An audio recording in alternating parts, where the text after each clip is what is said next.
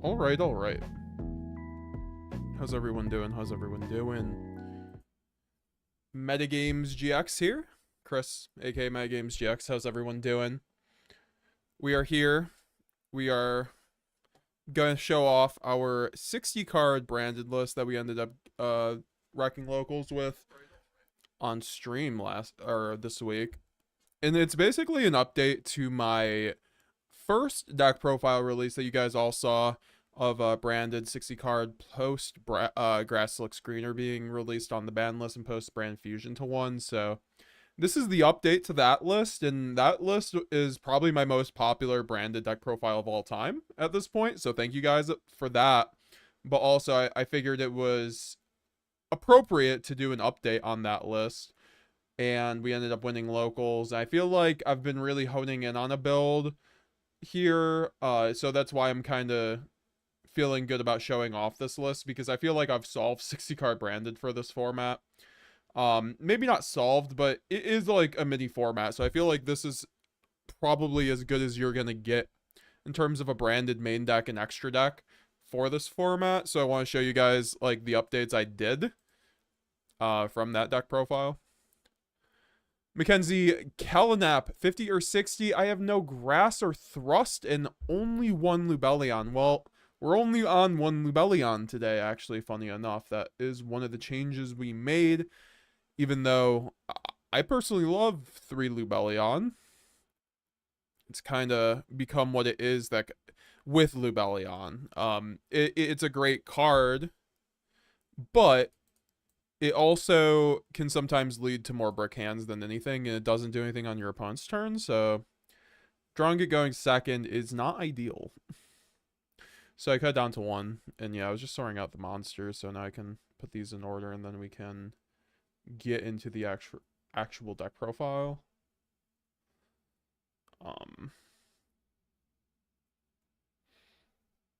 But yeah, how's everyone doing today? What's up, Duelist07? So you're gonna hope you open it?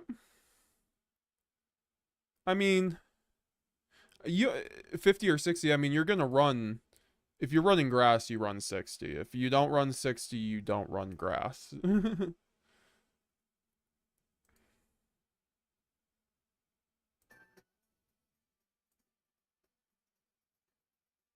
Let me put the desktop audio on this one speaker so you guys can hear my music.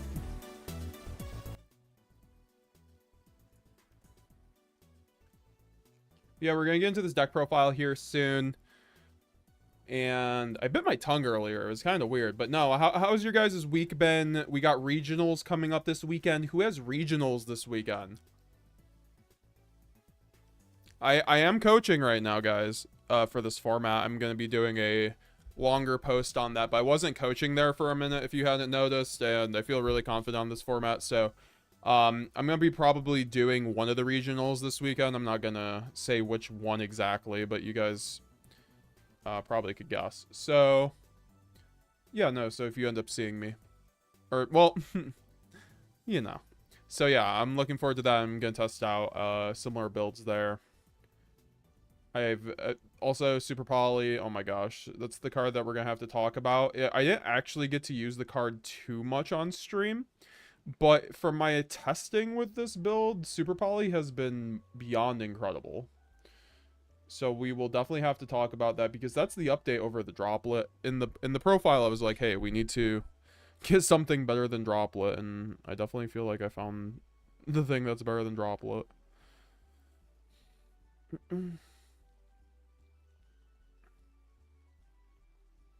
Yeah, now we just have to sort out all these cards, and then we can get into the deck profile, guys. I do appreciate y'all's patience.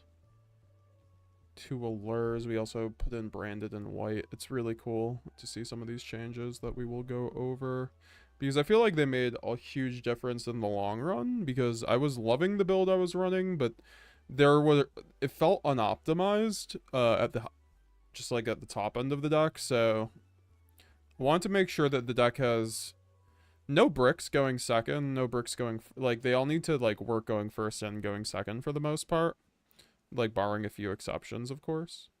Some cards just you have to run their bricks, like Gimmick Puppet. Like you don't want to see Gimmick Puppet going second, but you want to run it, because you're gonna need to. I mean, honestly, Gimmick Puppet is arguable not to run as much anymore going second because Snake Eye Recursion isn't there, but you still need it against Yubel, right? So that's kind of like the thing there.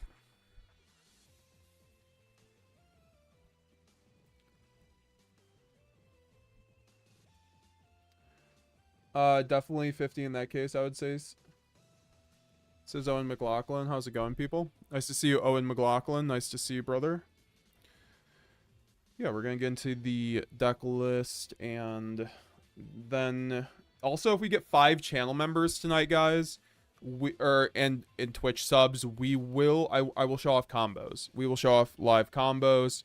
I will go over shifter combos that you guys need to know. I will go over some branded lines that you guys should know right now this format. given the ban list.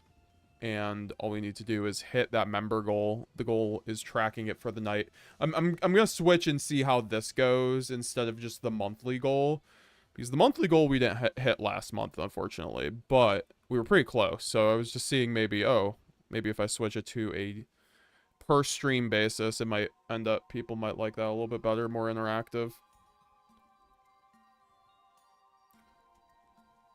Is there a way to play branded without 60 card? Pile or 50, yeah. I have multiple 40 card lists on my channel. I don't think one branded fusion changes that dynamic. Now, is it better than 50 or 60 card? I would argue not, but you can definitely do it, and you can definitely like win and do well with it.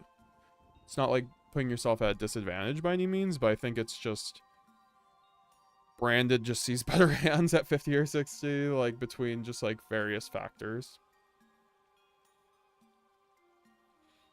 Because of how the deck is constructed, it's definitely a different kind of deck, right? Because you run board breakers for the most part, so you have like a whole different dynamic in mind when you're playing the game. You're like, oh, I need to see X cards to break a board, like 2 board breakers instead of 3 hand traps to break a yugioh board or red. Actually, I don't even think 3 hand traps does anymore, right? Ever since like we all saw Ruben just play through like 5 hand traps on yugioh. It was crazy, dude. Seeing that at Worlds, I won't lie, that was probably the coolest actual game in the TCG, because TCG was pretty. Shout out to everybody who participated, like especially shout Ruben. Shout out to Landon for going for the first time. And everyone else from the US especially, and then also the Master Duel side of things. But yeah, no. I think I lost my train of thought. Aluber in the chat is... Yeah, no, what's up, Aluber? We love to have the jester of Despia with us today. Sadly, I gotta play one Quem due to budget issues. Gonna be interesting. Well, we're gonna be making a budget list on branded here soon, actually, guys. So, also say hi, YouTube, because this will be re-uploaded as a YouTube video. So yeah, guys, I'm going to read the rest of the chats, and then we are going to get into this deck list. Make sure to hit the like button. If we hit 30 likes on the stream, we will roast deck lists as well. If we hit 5 channel members / Twitch subs the stream, we will also show off some branded combos. I'll do at least 5 branded combos for each sub. So, C48C Pack's deck list, says Caltnip. Or Galzo's 44. Yeah, exactly. Galzo and Pack have really solid lesser builds, but I will say I am going to release a 40 card list, a 50 card list, and a budget list. I've just been having so much fun with 60 that I haven't been quite up to doing it, but I do need to get them out, and they will be out this week. You guys are going to see a lot of branded stuff this week. Probably not all those deck profiles, but like at least like 2 or 3 of those will be out next week for sure. Maybe by Sunday. And then also we do have some duels coming up. I will be going to hopefully locals tomorrow at Heart of the Game, recording some locals feature matches, and hopefully start doing some more content in that direction too. Been liking going back to locals since I've been enjoying the format. Owen McLaughlin, aside from maybe Grass, was your favorite new card you've added to the main side or extra? I would say overall my favorite card that I've ended up adding, it's either Masquerade for post Banlist for sure, or it's either Masquerade because Masquerade's super good. It's either Masquerade. I would say also TEARLAMENTS Shiren has a huge argument to be one of the best cards I've added. Also, I would say the other card would probably be Super Poly.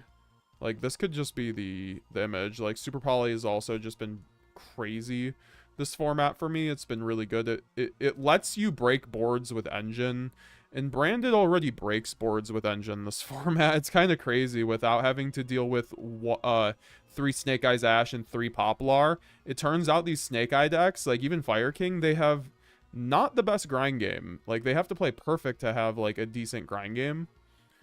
And because of that, Branded just chews through those decks with just Engine, and Super Poly makes it so the equations of non-Engine in your hand can be a lot less That means you can just draw a Super Poly plus engine and break a yugioh board with Super Poly, which is why I like it.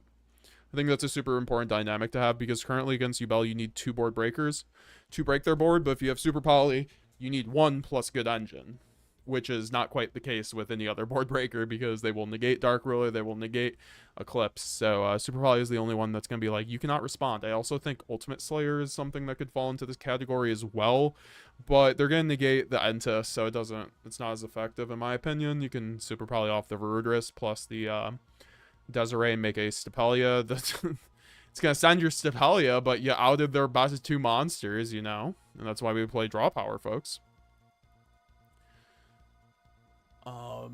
Devin Reeves with the puppets in the chat. How you doing? How you doing? How's your day been? My day has been fantastic, man. Had a great day yesterday. Yeah, took a nice personal day. Hung out with friends. It was a really good time. So... And I'm looking forward to getting into, I think, a regional tomorrow. I'm pretty sure it's the regional tomorrow I will be going to. And then after that, I will go to locals if I have time. I don't know if grass is enough to warrant 60 IMO. I'm liking Pack's build at the moment as well, says Gabe Heedley. What's up, Gabe? How you doing? Channel member in the chat, Gabe Heedley. Nice to see you, my man. I would say overall, like, I prefer, like, I think Pack's 48 card build is one of the best... variants or ways you could play it as well, because you're playing 48, so you're almost there at 50, so it's very consistent with like 50 card results, which I do like. But yeah, no, I think Pack's list is pretty good. So how you doing, Gabe? But all right, so we're getting into the deck profile. This is a 60 card deck list that we got at locals the other day. We are also going to review the gameplay, I believe. I'd like to speed through the gameplay, go through my thought process, because I lost all my die rolls and I ended up still winning it all. It was not the biggest locals, but I think, you know, you guys have seen me take this deck to locals, big and small, and do just well, so I felt like posting the update before I move on to like a 50 and 40 card build, just for getting it out there for the people who enjoy those types of builds, because I've already posted for my channel members my lists for 40, 50, and the budget branded lists. So if you guys want to get those early, sign up to become a channel member today, or subscribe on Twitch. And you will get, if you DM me on Discord, your username with a screenshot, of course. You will also get access to the coaching Discord. Get the name at end of all my videos. So, nice to see you, Gabe. Appreciate you, brother. Devin Reeves, good luck at the regional. I've got a local on Sunday with a playset of QCR Purrelyas for prizing. Hoping Brandon could get me there. Let's go, let's go. I'll definitely have to see the list that you're on. Best of luck, QCR Purrelyas. All right, so... this tournament was cool because I also won the World Celebration Swords Are Revealing Light. This was kind of cool because the locals I go to on Wednesdays didn't do a watch party, and they just ended up opening the things and did it for prizing, so that's cool. I also got a QCR plus a few CRs out of my 1 entry pack, so that was kind of neat. But yeah, we're going to go over the update of this 60 card list. It's my 60 card list from the other week, except I have a bunch of changes in it that I feel like you guys kind of need to know about if you've been running that list. That list has like almost 16k views, so like I know a lot of people are right now using that type of list. Like I've seen it a lot on either just like DB or in my Discord, or other people like, you know, branded players basically doing 60 cards, and it's basically card for card my list. I'm like, you know, that's how we do it around here in MetaGamesGX. We did it with Fire format, and now we're doing it with yugioh format, where we put out a list and everybody ends up using it in the beginning of the format. And that's okay. I just wanted to put up the update for it. So, yeah, no, I wanted to show you guys the update. So, obviously, 3 Cartesia. 3 Cartesia, I think, is pretty standard at this point, especially in a 60 card build. 2 Quem. I was running the Stellar of the White Forest last build. I took it out because I think the 3rd Cartesia is a lot better overall. When you're comparing card quality, I think Cartesia is a way better card to have in hand because you aren't going to go neg. I do think a Stellar is a super good mill, and I've always advocated for a Stellar. I just think there's not enough hands where I draw a bunch of spells with this build in particular. So I think that, but I also think we're on grass, and the Stellar is an amazing mill off of grass because you can just go grass and then trigger Shrouded because it's Albaz in the graveyard, trigger a Stellar. And I think that's really valuable. I just think overall, I think I had enough good mills in this deck to where I didn't feel like I needed a stellar in the deck, because that's like the one benefit over, I think, over third Cartesia. I could run the 3-in-1, but I think that's too many normal summons overall, and the stellar's not really a normal summon, but in some hands it can be. And I think with the ratios at 60, you kind of just have to be careful on things. So that's just kind of my rant on 60. 3 Albaz, 3 Aluber. Nothing to really say there, of course. Also, guys, we're at 6 likes right now. Make sure to leave a like on the stream. If we hit 30 likes, we will be doing roasting Decklist tonight. And then 1 Spriggan's Kit. I think you have to be running Spriggan's Kit post Spray Infusion to 1. Still think Branded's going to be one of the best decks going forward. I think we have consistently displayed this. Pack has showed people this as well, you know, doing very well with it. I think that we are going to see results from Branded, and people are going to be really surprised when Branded is still doing very good. I think it will, people are going to be turned off on the deck a little bit, but that's okay. They're just gonna, people will come back to it. And then, so you have to run the 1 kit, still not on 2 or 3. You don't need it until opening goes to 1, if anything, even. 3 Shrouded Dragon, you have to run it, especially when you're running grass, because these are your best mills with grass. 3 Shrouded Dragon, 3 Saronir, Lubellion, Shiren, and Gimmick Puppet, and then Tragedy. These are your best mills generally in with grass is greener. So when people are like, oh, grass isn't good in Branded, I present to them these cards, because essentially if you mill any combination of like 1 or 2 of these cards plus like an Albaz or a Cartesia, you are in money. And you are going to mill one of these, and you're going to probably mill like probably a Shrouded plus a if you do Shroud plus Shiren plus a Albaz, like that's a free Mirror Jade just off of your grass, and then you can use your Branded Fusion for other things. Also, just milling the Lubellion, super important. Milling the Gimmick Puppet. We still play Gimmick Puppet, still one of the best cards in the whole deck. Unfortunately, is a very toxic card, but I think as of right now with decks like Yubel, it still feels kind of necessary. Unfortunately, because you can crack Yubel, but they have definitely more, you know, enough. They don't have as much follow-up as Full Power Snake Eye. You gotta be honest about that, guys. Cracking a Full Power Snake Eye board was kind of toxic back in the day, because we would have to Gimmick Lock them, because they would always just float off a Flame Burge unless we got lucky. But in this equation, we're probably like banishing Princess or something, and they always get the Flame Burge banish. It's crazy. Or the Flame Burge float. Shiren's just one of the craziest cards in the whole deck, because you're also, like I said, running the grass looks greener. I still think this is one of the best techs for this format right now. Would I run in like a 50 or 40 card list? Probably not. I think it's just really good because of grass. I didn't really like it before grass, and now that grass is legal, I do think it's the best mill by far. So that's just kind of what you have to contend with overall. No, I didn't cut grass. And then also 3 Saronir, of course, because 3 Saronir, you have to run it. It's really good. We cut the Magnamut. That was one of the things that I ended up cutting. I don't think Magnamut is impactful enough in the Yubel matchup.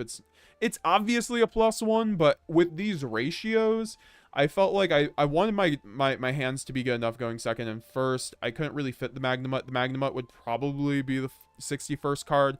I also cut the Bestial Luber. That was not something... I mean, I'm running Super Poly now, which is pretty cool with Bestial Luber. I just think that doesn't justify it. It doesn't do enough on its own. Unfortunately, it's just a really good brick. So it's kind of where I'm at with Bestial Luber. And also just like the 1 Tragedy, because we're running 2 Mercurier. I prefer... So we were on 2 Tragedy instead of 2 Mercurier. But I kept missing the second Mercurier way too much. So we ended up running 2 Mercurier. That's just kind of is what it is at the end of the day.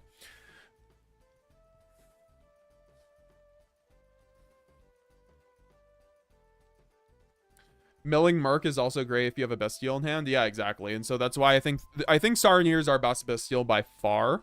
And I think running at 3... Oh, and then also, I have to talk about... I'm only running 1 Lubellion now. We were also only on... We were on 3 Lubellion last time. And I still think that's not a bad call. I just need to find room. That's why, like, this kind of build, it has definitely less monsters. I like the 3 Lubellion. I was just having issues with the hands going second, where you would draw 2 Lubellion. I don't really... Those types of hands I feel like I lose with. And once again, I do think the Bestials are really good this format. I also think they're not nearly as good as they were last format. So like these two things can be true at the same time. So this kind of affects, this thing's not even a quick play, you know. I don't need to run at 3. I think like it's really good if you find the room, especially for high spirits and allure. Like I wish like if I had a 70 card deck, like 3 of these would definitely be in there kind of thing. Like a lot of the time, like I talked to Yuri Diaz about this the other day. Shout out my man. And we were like, yeah, I wish like Branded could have like 80 cards. Like I would definitely run Branded at 80 cards, honestly, because then you could like fit stuff like your desires would get a lot better. You could run other things too, of course. I actually don't know if I'd run it. To be fair, if you run it at that much, it might be a bit much. Okay. Anyway, so yeah, we're on one Lubellion. One Lubellion was just fine. I didn't miss the 2. But, you know, that's something that you guys can certainly experiment with, especially with Apollousagon. One Branded Fusion, the God card. I'm starting to draw this card a bit more than I probably should. I'm not going to lie. One Branded in white because, and this is something that we were not running on the last build, which I did mention in the video, I believe, where I was just like, I really wish that I ended up running. Like, I wish I could have found room in that profile for this, but I just couldn't. But with cutting the Lubellion, like, this card fits into the equation so much better. Because of the fact that you have a lot better hands. Like, Lubellion plus this does nothing, so that's just kind of a brick hand. That's also one of the reasons I cut Lubellion. That's always something when you have to consider, like, branded deck building. Like, you need to get to Branded Fusion, whether it's sending it to the graveyard and hopefully not getting crowed, or searching it. You need your cards to be able to work, and Branded White's a terrible card to have with no extenders. So it's a dangerous card to run, in my opinion, in Branded when you don't have a correct sense of the deck building ratios of your Branded deck. So what I mean by that is, like, obviously with the Lubellion anecdote, if you're just drawing these hands where white isn't going to be active, like, there's no point in running it because it's going to be a dead brick, in my opinion. I think between running the grass and then running the ratios I do run, it feels a lot better. I don't know.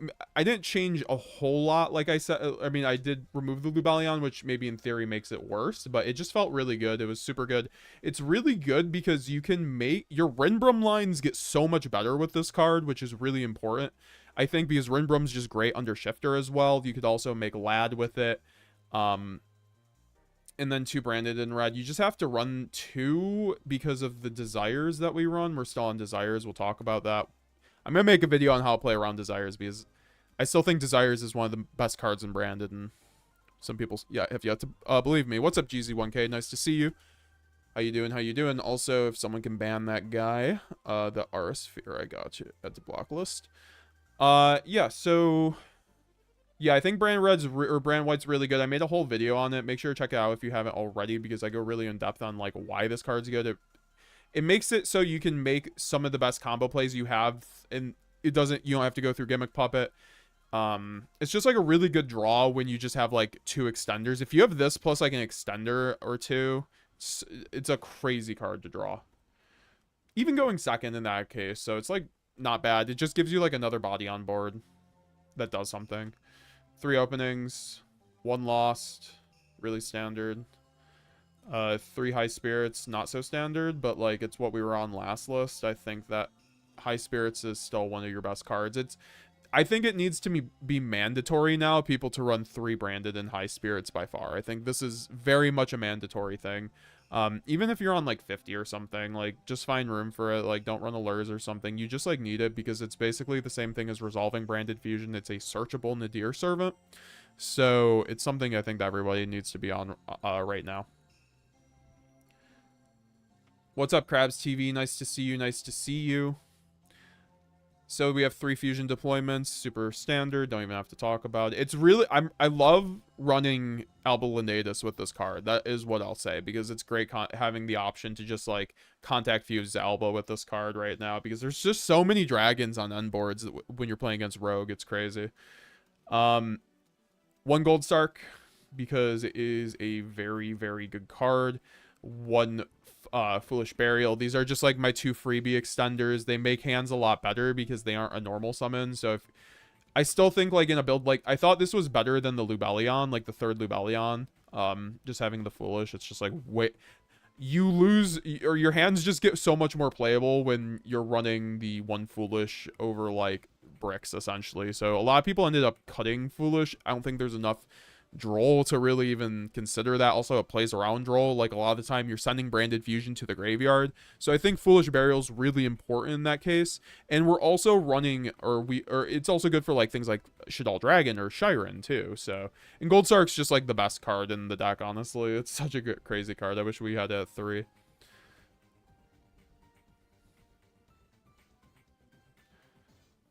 All right, 54 people watching. How's it going, guys? We're going over my first place updated 60 card branded list. Of course, if you like the video, please make sure to leave a like down below. If we get 30 likes, we will be roasting Decklist. We're at 8 likes right now. Also, if we get 5 channel members today or 5 Twitch subs, any combination, we are going to show off combos for this deck live. We're also going to do ranked games, and we're going to review the gameplay also after this deck profile. From the locals. We're going to review the whole locals that I went first place with. So 3 Allure Darkness and 3 Desires for the draw cards. You could also include the 1 Talents as a draw card, I guess, but like overall. So we'll talk about Allure first because it's a lot easier. Allure is just like one of the best cards in Branded. It's one of my favorite cards in Yu-Gi-Oh! I'm never not going to run a deck I can run Allure in and not run it, even if it's not the most optimal. I've always actually... In my opinion, Allure's always been good and Branded. I don't know if there's a format where I would have, except for super heavy format where everybody was actually on droll. I think Allure's just been good every format, so I continue to run it. And I think you have to run it if you're at 60. I think these cards are non-negotiable if you're at 60. Because if you're playing these without 60, you're gonna end up just bricking. Like, these cards make it so you can cipher through your deck and go +2 and 3 and end up with a 8 to 9 card starting hand going second, which allows you to break any board. Or going first, you can end up having a 7 to 8 card hand, which allows you to play through any hand trap. Someone was like, and shout out to this guy, he's a viewer. He comments on a lot of my videos. He was like, 40 or 60 is not better than 40 cards in terms of playing through hand traps. I'm like, it's just pure card advantage, my man. That's the name of the game. These cards give you card advantage. Card advantage wins you Yu-Gi-Oh! It's one of the most basic principles of the game. It's always been true. And this is just a flat +1. Yes, you can banish Branded Fusion. However, I think you can just play around it. I know some people still advocate for blind desiresing in Branded. I don't think you can do that anymore with 1 Branded Fusion. I think that's... You're playing Russian roulette if you blind desires. So I think what you need to do, you have to kind of apply a strict code on desiresing where you only resolve it once you've searched Branded Fusion. This gets rid of Desire's ability to play around Ash, which was a really nice part of Desires. However, I think you can break this code when you have a brick hand. Like, if you only have Cartesia plus no extenders plus Desires, you go Desires, right? Or like Allure. Like, you go Desires in that hand. And then you play with what you banish. If you banish Branded Fusion, you can still win the game because you set up things like High Spirits and Albion and Titanclad to still puppet lock. So I think it's totally fine if you banish the Branded Fusion, but it shouldn't... You should not be banishing Branded Fusion, I think, if you're playing Desires and Branded correctly this format. And for that reason, it's still just like... It keeps paying off. Every time I see these cards, I'm able to draw my board breakers. I'm able to draw my engine. And like I mentioned before, I think Branded has a fantastic time and has always had a great time breaking boards with engine. It's one of the best board breaker decks still in the game, even with the Brand Fusion at 1, because you have things like Deployment, Fallen of Albaz, Mirror Jade. So I think these cards just help facilitate making really simplified board states with board breakers and card advantage. Yeah, 3 High Spirits with Dragon Cow is very good. Subscribes TV. Bro, I'm so mad I have a regional tomorrow. I ordered a Grass Look screener, but the seller shipped out too late. Oh, unfortunate. Good luck tomorrow, though, Crabs. I might see you at that regional. Devin Reeves, High Spirits is for sure huge. Now you need the access to Kit for grind. Yeah, that's the thing, too. You just need to be able to search Kit. Like, Kit is one of your best cards right now, and you only need 1 because you're running 3 High Spirits. And it sets up Kit's special summon ability, so that's like what's really good about it. So let's talk about these board breakers, guys. Because I do want to talk about talents, because this is another draw card. But we'll get there when we get there. So I'm going to talk about Super Poly and Book of Clips for the first half of the board breakers. And then we'll talk about the Thrust package, of course. Because I think Thrust is a board breaker for sure. I think that the correct ratio in 60 for board breakers right now is, for quick play board breakers, is 6. Or just like general board breakers that aren't like Thrust or Talons, the 3-in-1 package of this are 6. If you run 9, in my opinion, you start losing game 1s to hand traps really hard. Or going first to hand trap. Game 1 going first to hand traps. So I think this is a good enough ratio where I feel like I can draw into my cards through my draw engine, through my allure, through my desires. If you're not running desires, then you're going to have to run those 3 more board breakers, to be fair. That is something, to be fair. I think desires, like I mentioned before, one of its best aspects is to draw into these things. So I think Super Poly is one of the best board breakers right now. We were not on this on the last list, but I think I ended up testing it extensively, and I was immediately impressed with how it went again into U-Bell boards, because essentially what it does is it breaks down the U-Bell board. It takes out their 2 best cards, and you don't even have to run a target. You don't. That's, I think, one of the most economical things, because when Super Poly, you don't have to run a Super Poly target and branded right now. I think Super Poly is incredible in branded because of that fact. Because Super Poly is then just like very general. You get to make either engine, or you get to make something like a Stapelia, which literally outs the U-Bell board outside of Nightmare Pain and the Unchained card and the Phantom, but in any hand traps in hand. But you get rid of the Verudris and the Desiree, which are their best cards.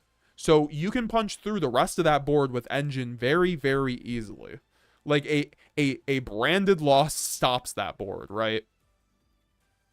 Plus branded fusion. So that's why I'm saying Super Poly is really good right now. It makes it so you just need 1 board breaker, which is the Super Poly plus engine.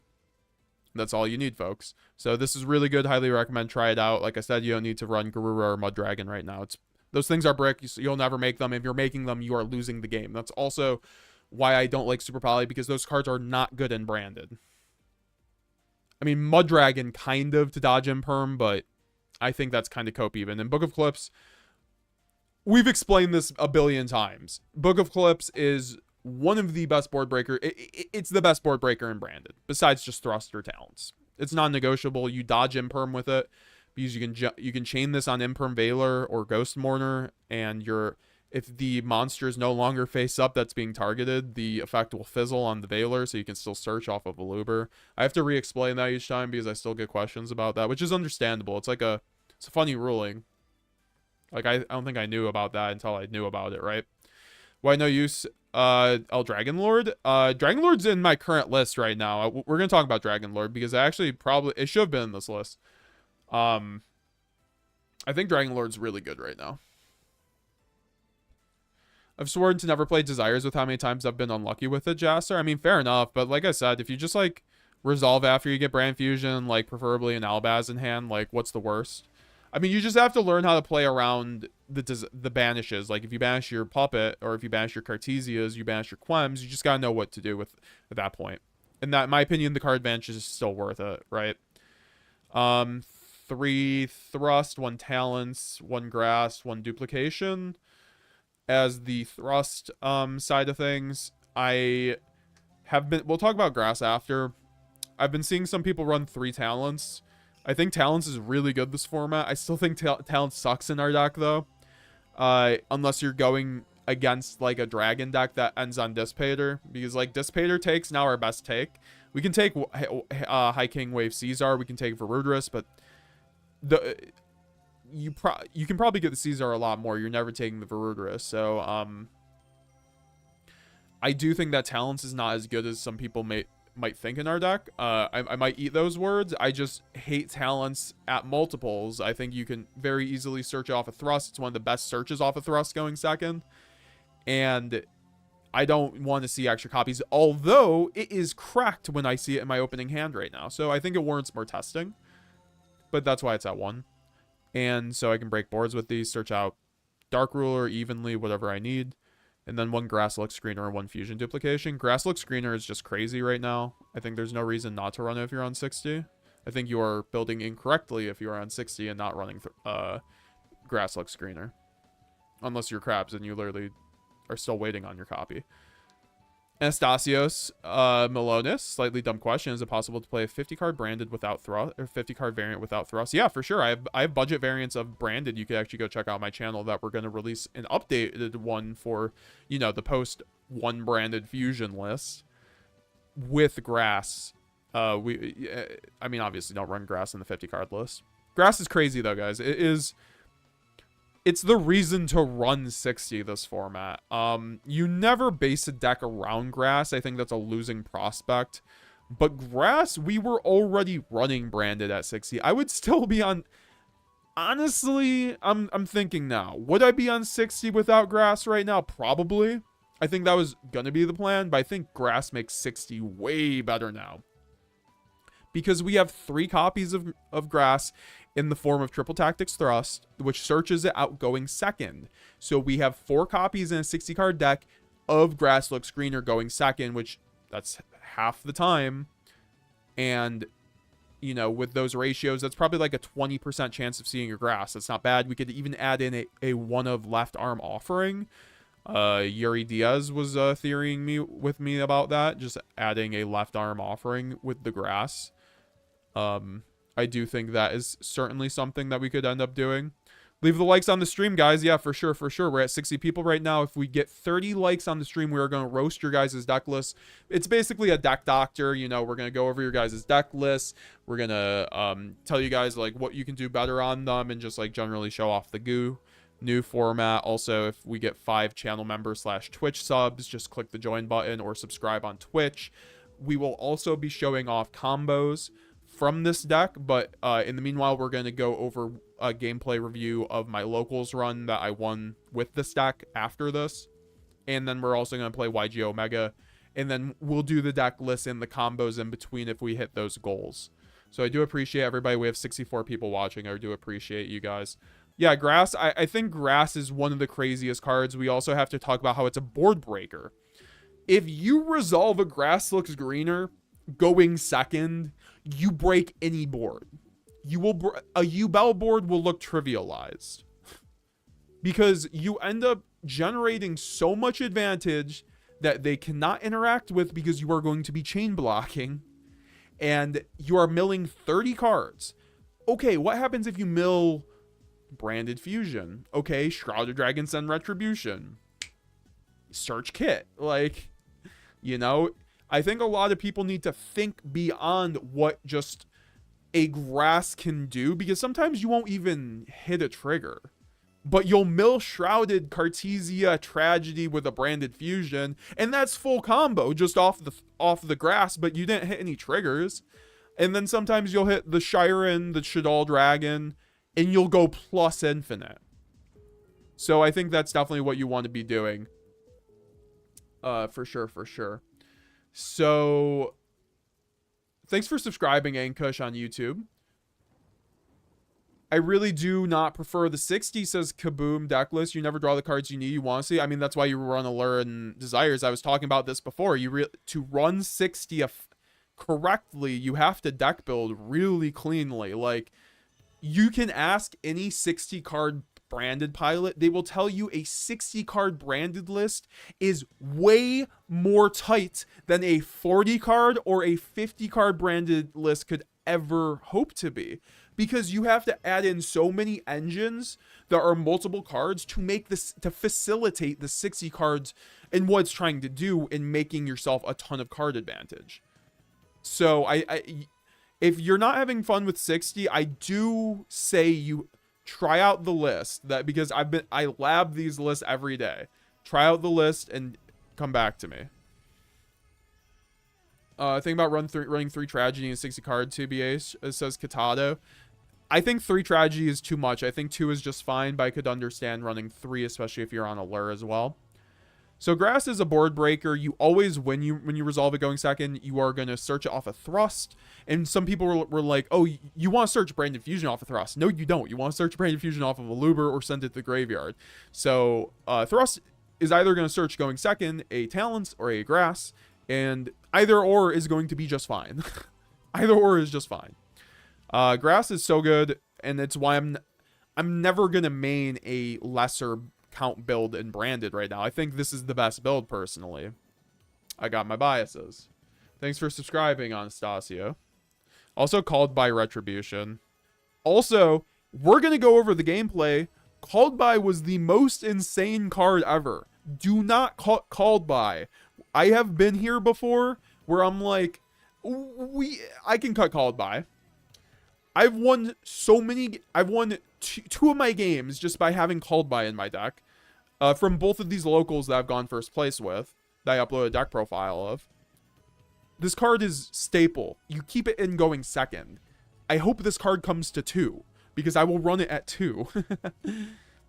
What's up, NWildTV? Nice to see you. Nice to see you, my man. How you doing? How you doing? Plus Ultra says kaboom. Yes, sir. Yes, sir. So that was the main deck. Also, 1 fusion duplication. You still gotta run it. You run the thrust package. I don't think 3 fusion duplication is no longer the play. So we got my 2 tokens. I'm holding up. I got another one, but I'm holding up my Starlight Grand Guignol right there. Plus Ghost Rare, Black Rose, and Stardust. I love my dragons, guys. That's why I love Branded. It's dragons and spellcasters. Yeah, so let's go over the extra deck. It's okay, so 2 Grand Guignol. I still think this is very standard. I also have 2 Starlights. Now I'm very happy about that. 2 Grand Guignol. You have to run 2 Grand Guignol. It's the only fusion card in my extra deck that I play 2 of besides Albion the Branded Dragon. These are the only 2 ofs in the extra deck. I think you have to run two of each to facilitate the grind games. You don't have to run 2 of this if you don't run Adlib or Puppet, but if you run either Adlib or Puppet, I think running 2 is essential, so you could play through hand traps. It helps you play through hand traps and play on your opponent's turn. It's also a really good target to make off a Cartesia to loop the Mirror Jade under Quem. So I think it's really important to have it for 2 on that reason too. I think with 1 Branded Fusion, we need to be doing Quem and cart plays way more often. So having 2 is just like, you have to be running 2 in my opinion. And then same with Albion. Like I said in my last deck profile, if you're only running 1, what are you doing? Speaking of one-ofs that are questionable, Mirror Jade the Iceblade Dragon. Let's look at that Starlight, guys. Goddamn. So Mirror Jade, of course, is the best card in the deck. Why are we only running 1 of it? Well, Branded Fusion's at 1, so we aren't quite going into Mirror Jade as often, maybe. I don't even think that's the case, because I don't think Branded Fusion really fundamentally changed anything going to 1. It just hit the consistency.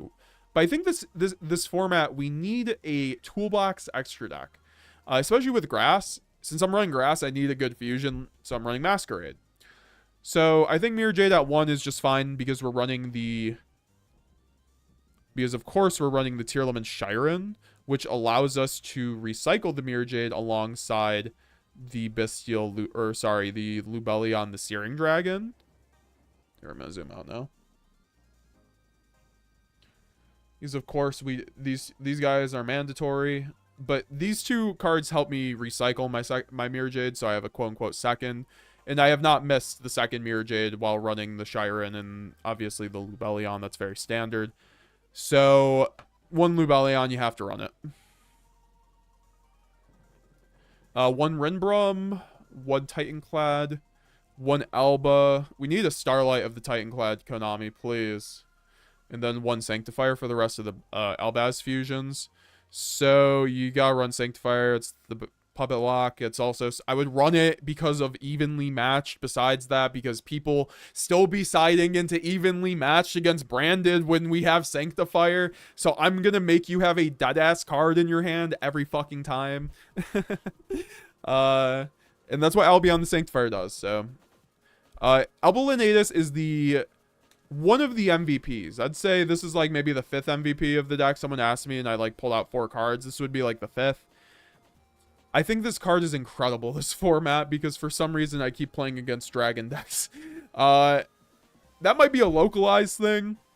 But even online, it's really nice to have that angle, right? Like, there's no other interaction in the deck that is a contact fuse, so having that option tree is really important in my opinion.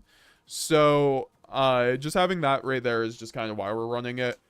It doesn't always come up, but it also has utility because you can go into Lubellion and recycle all your dragons by making Alba Lenatus. It doesn't come up all the time, but it's a really good way to recycle everything. So, or all your dragons rather, because you can recycle all your Albazes, all your dragon fusions. One Titan Clad, one Renbrum. Renbrum's great with it. This card gets insane when you run Branded in white. And also, I think it's just so important to have a copy of two copies of Albaz always in rotation because of this card. Because if you get hand trapped, you can always send Renbrum to the graveyard off of Mirror Jade, which is a banish, and then you can send the Renbrum, which summons the Albaz. You need a second Albaz because your first Albaz is going to get banished off of Brandon in red or the Bestial when they target it. So, Renbrum's just so much better when you have correct kind of graveyard control in your deck too, and with the Branded in white as well. Guys, I'm gonna read a lot of the chats when I get to the end of the stream. I've been kind of I want to get the deck profile out so we don't meander. And here, also Despia and Quertus. This is the one Grand Guignol target. I think Quertus is incredible this format, so I'm very happy with running Quertus. You know, shout out to Despia and Lulu Wall Lilith, my girl, but I still think Quertus is better. One Draco Stapelia. One Masquerade. I guess Masquerade's the other Despian. So yeah, I think Masquerade is really good right now. You know, I don't think without Lacrima for time is as much of an issue. Like, I've been seeing a lot less Spooky Dogwood in the equation and people's decks. Just anecdotally, I still see some people holding on to Spooky Dogwood as if Lacrima just really hurt them. And I understand because it's a really good card, and I would be the first person to say that I've always said Dogwood was a broken card and a good card. So I think Masquerade, conversely, is going to be a very good card because games are still going to go time, especially with the new format coming up. So I think Masquerade, and most of all, it's the best Shiren target because it makes it so Tearlaments Shiren all the time can make this. I'm going to say right now, though,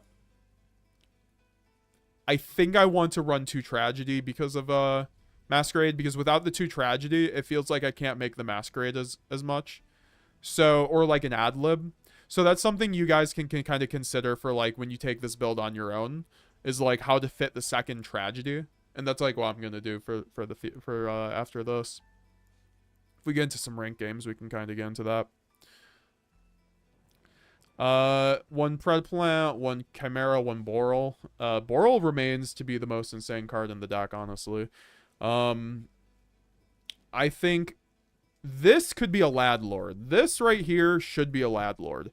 I came into this event wanting this to be a Lad Lord. However, you guys will see on the stream, I made this card hella.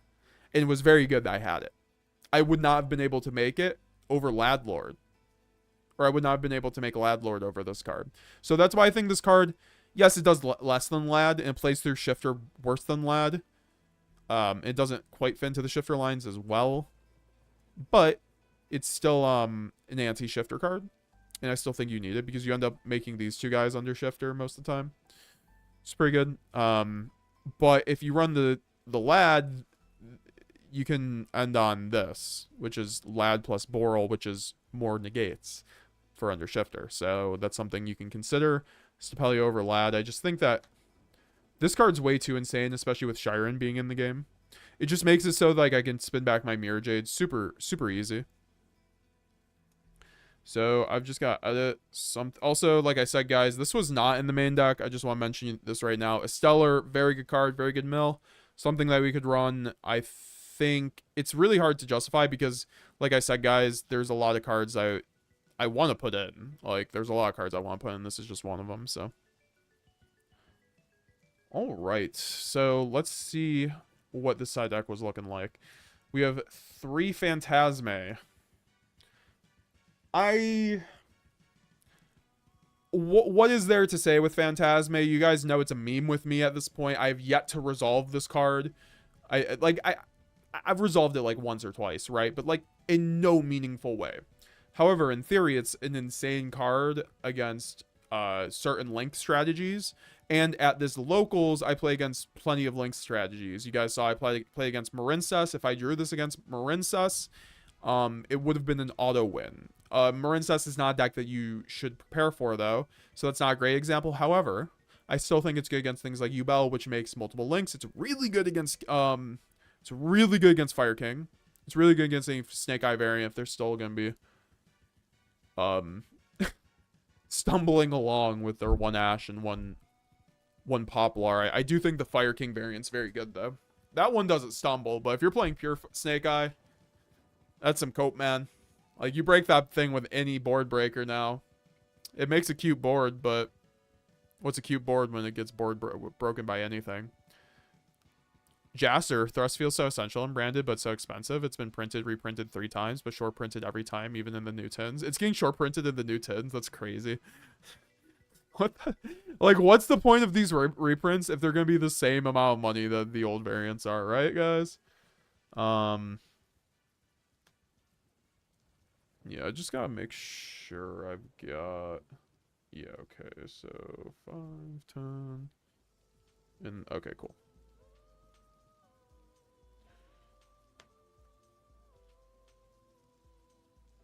Oh, okay, cool. I was like, where are my other 2 extra deck cards? So yeah, Phantasme is okay, especially when you have other board breakers. I wish I had Mulcharmies. If I had Mulcharmies plus this, that's kind of why I run online. 3 Phantasme plus 3 Mulcharmy. I think that's a pretty decent one, but I think Mulcharmy's terrible against Yubel. So it's unfortunately not that good. I don't think Mulcharmy's worth it right now. If you have Mulcharmies, you could run them, but I don't think it's really that worth it. Phantasme leaves a lot to be desired, but it's a dark dragon, so it's like such a good combo piece. Like, it makes it so I can run high spirits, all that fun stuff. 3 evenly. Still the best board breaker in the game right now. Like, where are the Omni negates? And then for the rest of the board breakers, just Dark Ruler and Change of Heart. You guys saw Change of Heart come into play in my last game. It was really good. Change of Heart's really good right now for the same reason Talents is really good, and, you know, Taking is very good right now. And just having a card that straight up takes first action, especially, is like super important in this format, in my opinion.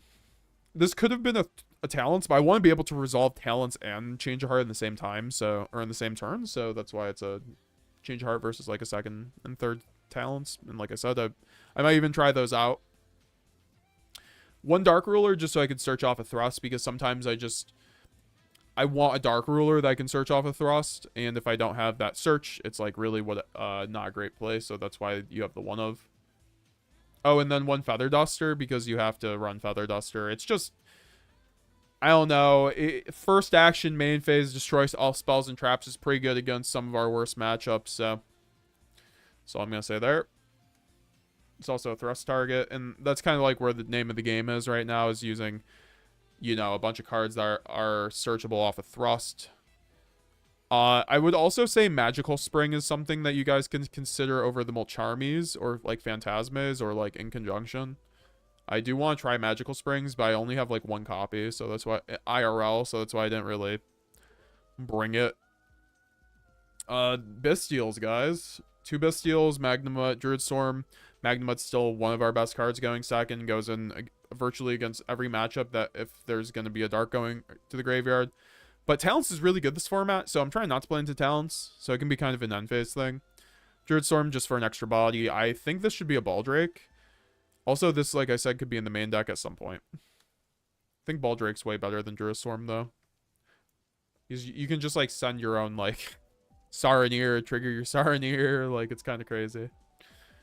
And then for the last cards, Shaddoll Dragon. This card's incredible. I was testing online, and I went against Runic Stun, and I just kept getting floodgated. And also White Forest Runic. Still, they're running new floodgates, so you need something to out them, guys. So Shaddoll Dragon will be there to do that. You have to run this. I think this is like mandatory, this format.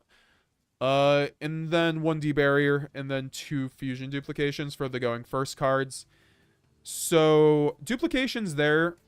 This should probably be Nadir Servant if I'm being honest, but fusion duplication feels so good right now. Like, even though there's 1 branded fusion, like maybe I'm just being a crackhead right now, but I think fusion duplication at 3 is really good, even with 1 branded fusion. Because you can use Kit, Recur, the banished one, and all you have to do to win a game is resolve fusion duplication. I think my win rate once fusion duplication has resolved is like 90%. Like, this card's nuts. And Nadir is not as nuts as fusion duplication. So, and also you have a chance of playing through Shifter with duplication if you have opening pitch branded fusion, which is really not a thing now, to be fair, with 1 branded fusion. Then 1D barrier to play through Shifter, because you thrust this off a Shifter after getting shifted. It's pretty good against like Ritual Beast. It's pretty good against Tenpai. You just call fusion against Ritual Beast. You call Synchro against Tenpai. They can't kill you. Neither of them can kill you at that point. So they can't ulti Kanahawk loop. So that's why I do like D barrier a lot. Just as it solves your worst matchups off of a thrust. So I think it's a worthwhile investment. All right, so that was the deck profile, guys. I don't really have any shoutouts, to be honest. I've been really labbing this deck alone lately, to be honest, which is unfortunate, but everybody do be on their own stuff right now and testing the format. Waiting on the thrust in the tins. Yes, sir. Yes, sir. Anastasios, do you have any tips on how to play against Runic Stun? My locals are full of them. Shadal Dragon. And also running cards that can help you play around stuff like Skill Drain. Cosmic Cyclone's really good in that matchup. So if you have them at your locals, you should probably just be siding Cosmic Cyclone. That's also a card in my side deck that I could have considered. I just ended up not running it. Because I don't have that much Runic Stun. Sometimes a guy comes over and plays Runic Stun. But I plan to play branded to the Kiss Me regional soon this month. Good luck, Katado. Managed to get a place of ulti big welcome. Let's go, GZ1K. You're playing the Labyrinth. Is it Labyrinth Witchcrafters? I will have a guide on matchups though, next, like beginning a next format, to talk about like how to deal with like Runic Stun, how to deal with everything. In like the new decks like Rizal and Mermail. Mermail is gonna just be like, did you see the Dark Ruler, son? You know. Anime Saibo, I really want to run Grass, but what are the chances of even drawing it? I assume it doesn't even matter since Brandon can cycle good in a 60 card deck. Exactly. Like if you're playing 60 cards correctly, in a correctly built like 60 card branded deck, you are cycling through your deck. You are drawing. You should have like 40 cards in deck by the end of your searching cycle. Honestly, like 45. Like. We're gonna catch up on chats, and then we're gonna review the gameplay or the locals, guys. But yeah, no, I hope you guys enjoyed that deck profile. Leave a like on YouTube if you haven't already, or leave a like on the stream if you're watching this live. I do appreciate it, guys. On YouTube, we are going to be doing a combo guide for this eventually. Also, we will do a few combos on stream if we end up getting to 5 members, and also. And YouTube 5 YouTube members, and then 5 Twitch subs. Did someone say Mermail, says Unwild TV? Yeah, I think Mermail is going to be crazy in the TCG because we obviously have the Toad at 3. So there are very easy I mean, they're not easy, but it's basically like a 1-card combo plus a discard to get to Triple Toad. Triple Toad's pretty good, guys. That card is not once per turn. Like, imagine dealing with triple Baron. It's kind of what you got going there, except they're mini Barons. They're 2200. I'm having a little trouble with the extra deck at the moment because it's tight. Curious on that number. I mean, That's why I'm running one Mirror Jade. I think since the extra deck is so tight right now, you kind of have to be running one Mirror Jade. Unfortunately, at least I am. You could obviously cut the Masquerade, but I think you need Masquerade, as I said, if you're running grass. So, you have to make your concessions. I think Masquerade's a great onboard piece right now, too, because they have to work on outing it. So it makes their plays very awkward, and it makes it so you can, like, very easily just, kill them with one Mirror Jade banish plus, like, a Mercourier. If they have to already play through that, go into an SP Little Knight in order to out, the Masquerade. So, which is, like, a lot of the time what I see, like, decks doing when they see Masquerade on board.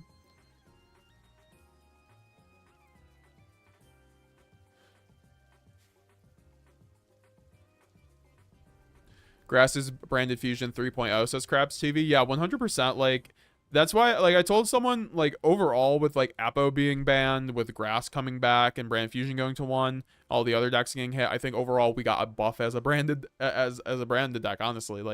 Like considering all things, I think where we started and ended at post Banlist, I think brand is doing better. That might be cope. Brand fusion at 1 has not stopped it on Master Duel or OCG. I think OCG it's doing a lot worse nowadays, though. But you still see, like, the good branded players piloting it, so you don't, in doing well. So take that for what you will. And also openings at 1 in the OCG. If opening goes to 1, that might be an issue, but we'll see. I mean, we deal with it on Master Duel, so we can deal with it over here. Leave the likes on those streams. Hell yeah, gonna test grass at my locals. Good luck, good luck. Jesser, yeah, no, I read that. Okay, Aknish, just trying to pick up branded. What do you think are the most fundamentally needed cards combos I need to understand? Well, that's a big question. I would say the most fundamental cards needed. I mean, all the cards are pretty budget outside of Quem, Lubellion, Sanctifier, and those are the cards that take branded over the edge. Also grass, so focus on those cards once you already establish your branded core. And then combos, just check out my advanced branded combo guide for this format. It's still really good. I'm surprised it only has as many views as it does. Because it has great combos for this format. You get to learn shifter combos, you get to run the stellar combos, you get to learn one card puppet lock combos, all that fun stuff. Also have the ultimate branded guide that you could just watch to learn branded. It's like a 5-hour branded documentary combo, or not combo tutorial, just a guide on how to play branded in this day and age. So I recorded it like 2 months ago. And with only one branded fusion, that doesn't change anything. Like I said, guys, you just like replace the 2 branded fusions with extenders that do well. Yeah, going second to grass, it's like mill 25 to 30 cards. Yeah, exactly. I think grass is just like way too good not to run, frankly. But I can understand people like Pack or maybe running a 50 card build, 40 card build, so that's why we will, and people wanting that because, they're used to that in other decks, and also the, not everyone wants to play Desires, that's not for everybody, to be fair, in a deck with 1 branded fusion. It was already not for everybody, to be fair. Think about, I read that. Krabs TV, if you run 60, it's never truly 60 because Shrouded Desires a Lurth in your deck. Exactly. You're basically running 50, except you're running these cards that let you go plus. And remember, Shrouded is a +1 as well. Good man, how about you? I'm doing great, brother. Had a great day yesterday. I'd be happy to bring Called By to do. I agree. What do you side out mostly? I haven't tried 60 cards yet, but my 48 version, I never really know what to take out. I guess we could talk about side outs before we get into the gameplay. If you need to go second in branded, I need to make like a siding guide in branded, honestly. I feel like I did already, but like I need to make another one. If you're going second, obviously you keep in your board breakers, but you could take out 1 branded in red, in my opinion. You can take out branded in white. It's not really that good going second. You can also keep in the branded in red if you want, because if you're running the Desires build, but I don't give a fuck. You could take out you definitely want to take out the second Mercourier. It's like a super big brick. I think you have to keep in the kit nowadays, unfortunately. If you're not going against a dark deck, take out maybe a Sarnier or 2. Those are like the biggest. Oh, and then Tearlaments Shiren. Those are like the biggest, the 4 easiest cards to cut in my opinion in my build. Also going second, these 2 cards, because you don't need more than 2 high spirits going or more than 1 high spirits going second. You still want the one just in case, because if you don't, you're gonna have some play lines where you've like a lot of dark dragons in hand. You need to unbrick and generate advantage, and if you don't have the high spirits to search the kit, you're just gonna die, especially now with the kit. Brand fusion to 1. So these are the cards I usually cut going second. If I need to extend better, because like I'm on 60 cards, so like when I'm on 60 cards, I typically like to overside a little bit. So if we're talking about oversiding, you know, cut 1 opening because it does discard. Cut Foolish. I mean, unless Shadal Dragon is going in, of course, because like I think Foolish is just a Shadal Dragon. You could cut the 3rd Cartesia, and then you could also cut a Shrouded Dragon, and that gives you 10 side outs. And that's kind of like an order of what I would personally side out to. And then what? You can get the board breakers in. I mean, evenly, Dark Ruler, whatever you need. You'll feel sad when opponent change Shifter to Grass. I'll feel funny when I just banish Tragedy and Mercurier and extend off of his Shifter. And then I can also just go into Lubellion and then fuse back any of those monsters in my banish. So I have my whole deck as my playground for Lubellion at that point. I don't think Shifter is an issue against Grass. There's a reason why the OCG. I mean, Shifter's at 2 in the OCG, but still. All right, let's go into the gameplay. Gameplay time. Also, guys, if you don't know, I'm doing a giveaway on a YGG or a YGG Drazzle, Yggdrasil, Materius playmat. It's on the branded synchro video, or this one over here. Oh, I need to switch my monitor. Yeah, hold on 1 second, guys. We are gonna throw up the stream right now in a second from the other day. We love the setup too. So let's throw it up. Okay. So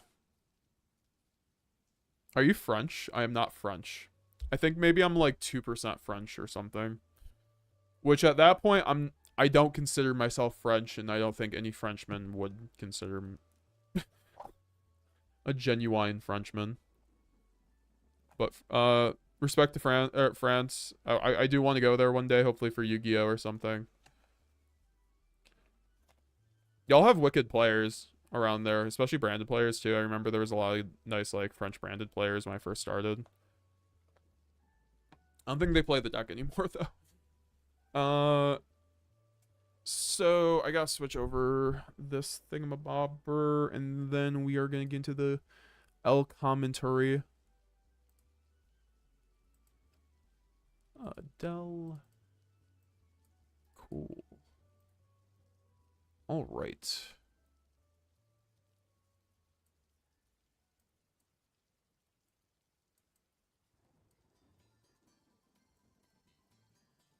Guys, make sure to leave a like on the stream if you have not already. We are now reviewing our locals from the other day that we just went over, or the deck profile from, so you guys can actually kind of see what happened. So I'm gonna have to rewind essentially because I think he started.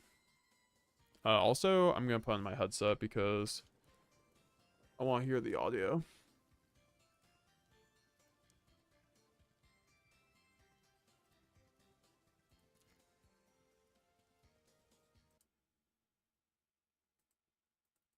So we are just cutting each other's decks now. I'm going against Dragon Link in this first round, which is traditionally not that great of a matchup for us, actually, all things considered. Thanks for subscribing, Runzud.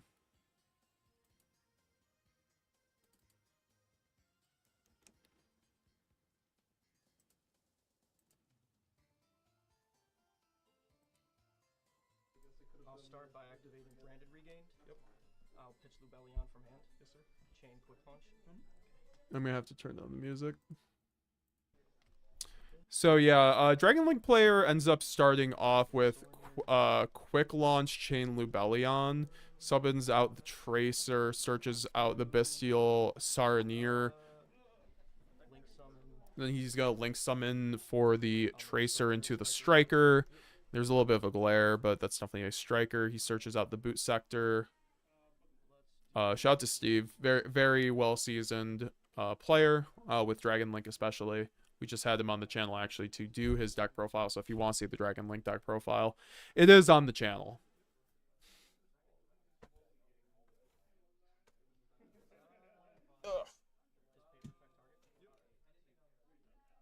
Can also switch over my camera now. We're back to good camera, guys. So he goes Romulus. He's going really fast with his combos just because he's very much seasoned with the deck, so he's just blasting through it. Not scared of Cash. I'm not scared of Cash. Cash is a fake deck. So he goes into Dissipator and also ended up summoning out the Romulus. He's just doing his thing now. Dragon Link things. He does have Branded Regain on the field too, which helps him kind of recur that Dissipator and allows him to like summon out Lubellion if he wants.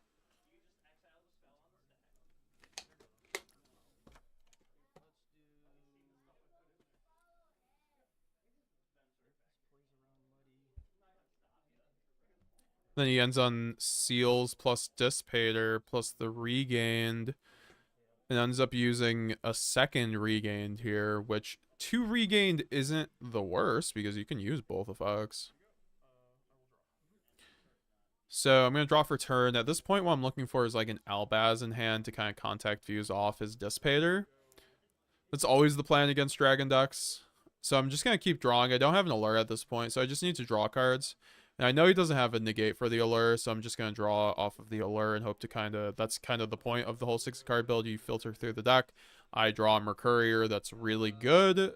He could negate the Mercurier here too, which I believe he's going to do right now with the Dissipator, because if he spins back a banished card on my side of the field, it does negate the effect, so that's going to get rid of the Mercurier, which is fair, but I'm still, I guess, card neutral at this point, so that's like not the best, I guess, like use of Dissipator. He just said he wanted to stop me from getting to kit to get the Branded Fusion, which is understandable.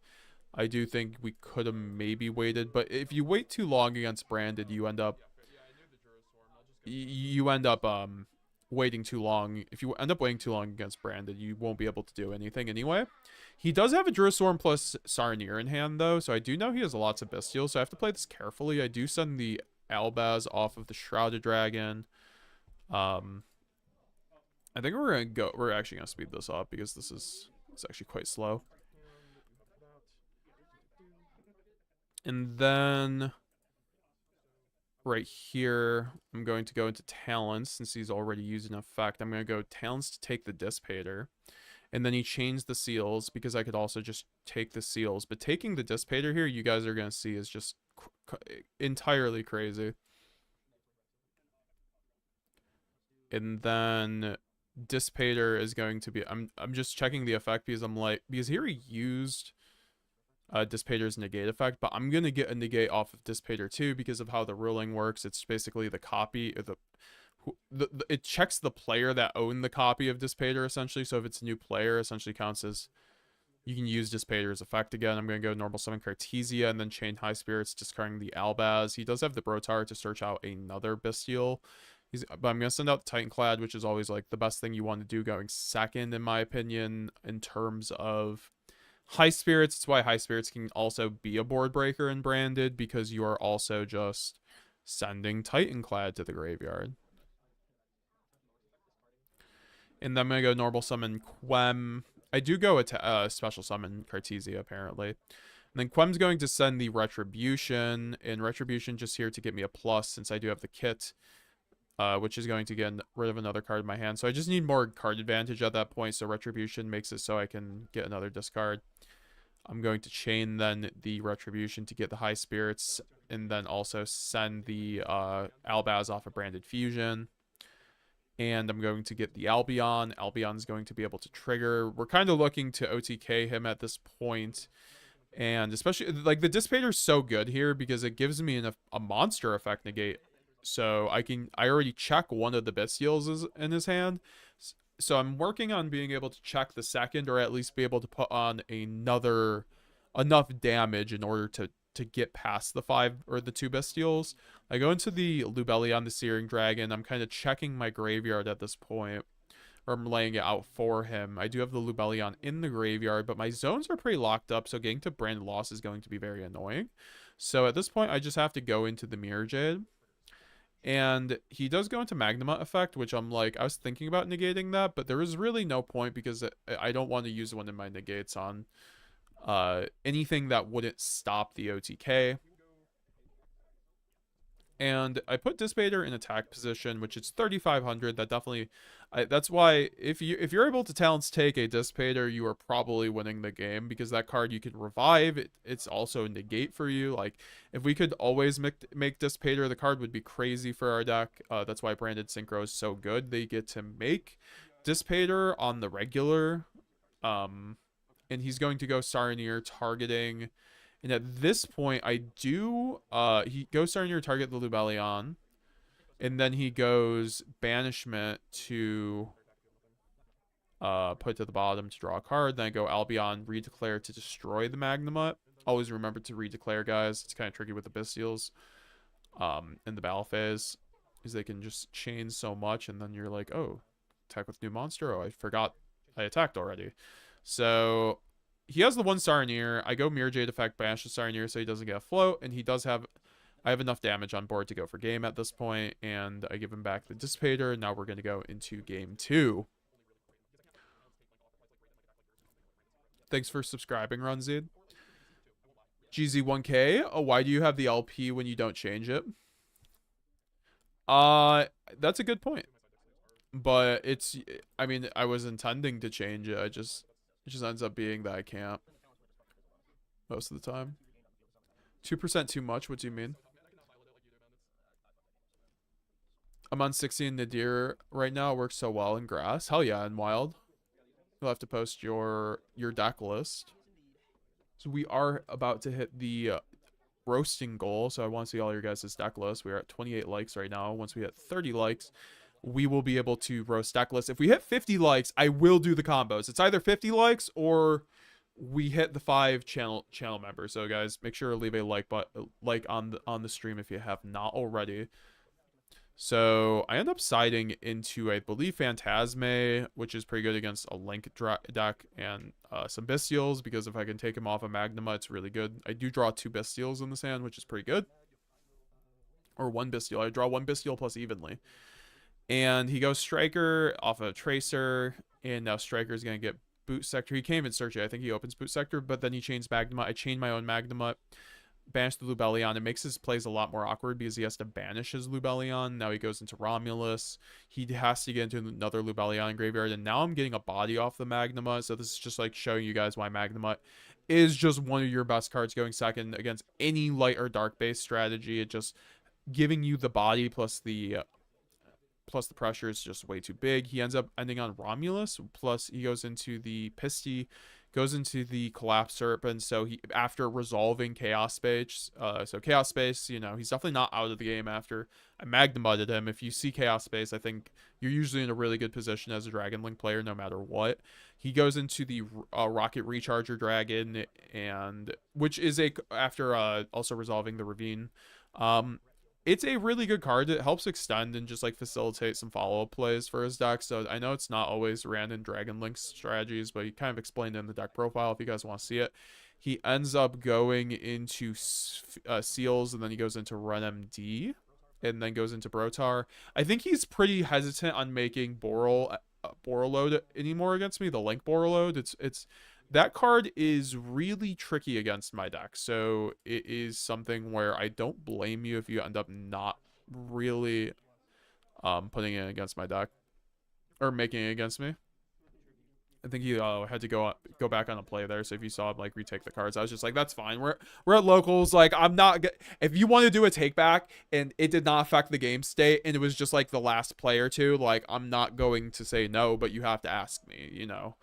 Uh, and me and Steve are boys. So and he ends up ending on seals plus IP. I do search out a Albaz so I can get the contact fuse going. I don't know if the Albaz search was that good though. But I did search the Albaz, though, because obviously Alba Lineatus gives me an out for the IP and whatever he would summon. So I go search the Bestial Lubellion here, which is going to obviously end up getting the Bestial Saronir. Since I already have the Magnemite in rotation.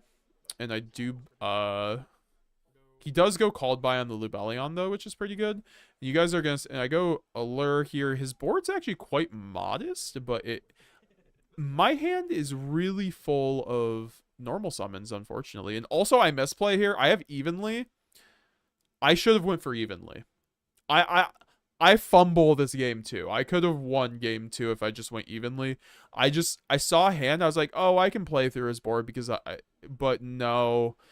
You guys are going to see it kind of bites me in the ass. So I'm going to go deployment.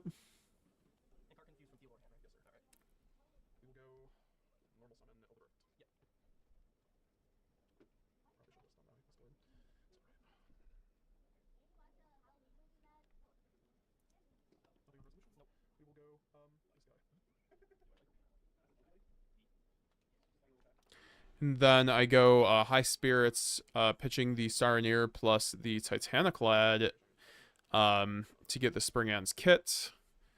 And then I'm going to pitch off a Saronir. And at this point, is definitely unfortunate kind of how I ended up playing this. Because if I went Evenly, I literally just force his whole board here.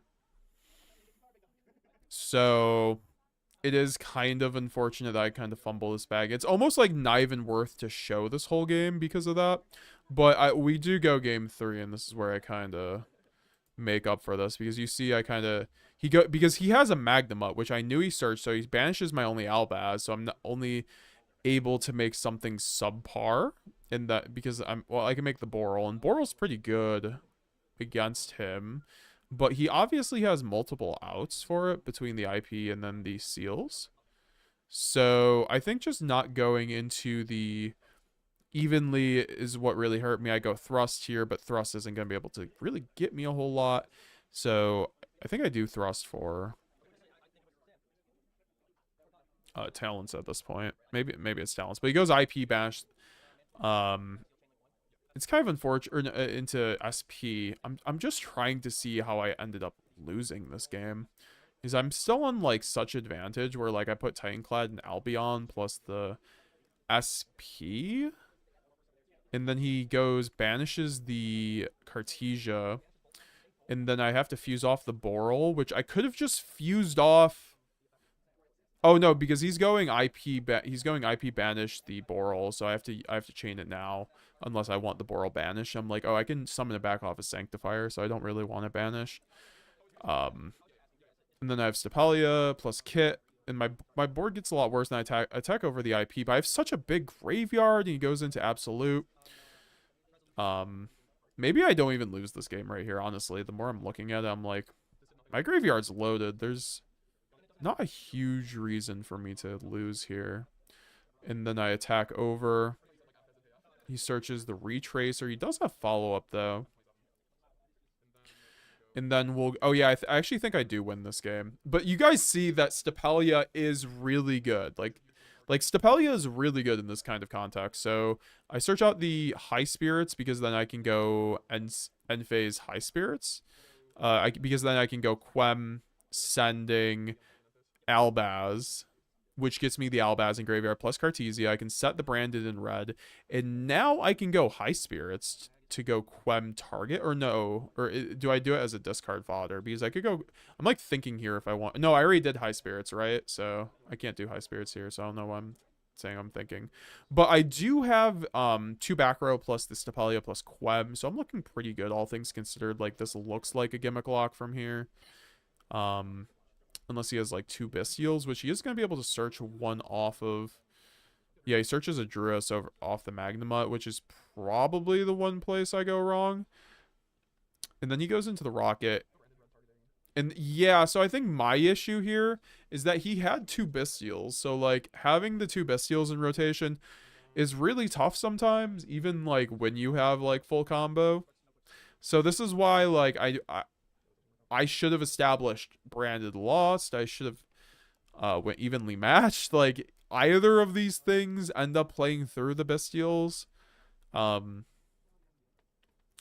we kind of just have to deal with what we do. I go duplication. There's not a whole lot to do here. I end up scooping, guys. So I'm gonna end up scooping. Like you guys, I'll show you guys because we don't have a huge amount of time here, and I just like want to be able to get a game in. We have like 13 minutes left. I'm like, if he keeps going, we're gonna have like 5 minutes left for our last game. I'm pretty sure I'm in a losing position here.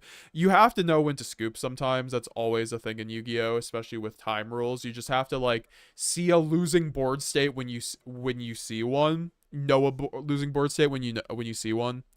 And I misplayed twice. So like that's what happened.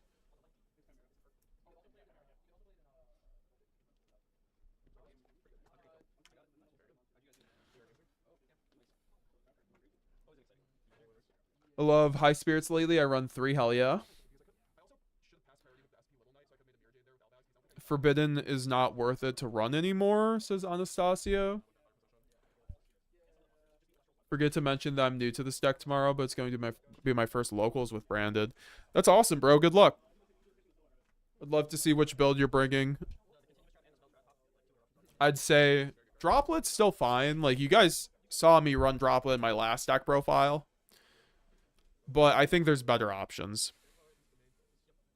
So I draw Lubellion High Spirits Grass. So you guys see I'm already off to an insane start. My opening hand says I do not lose the game. So that's kind of where we're going with this game 3.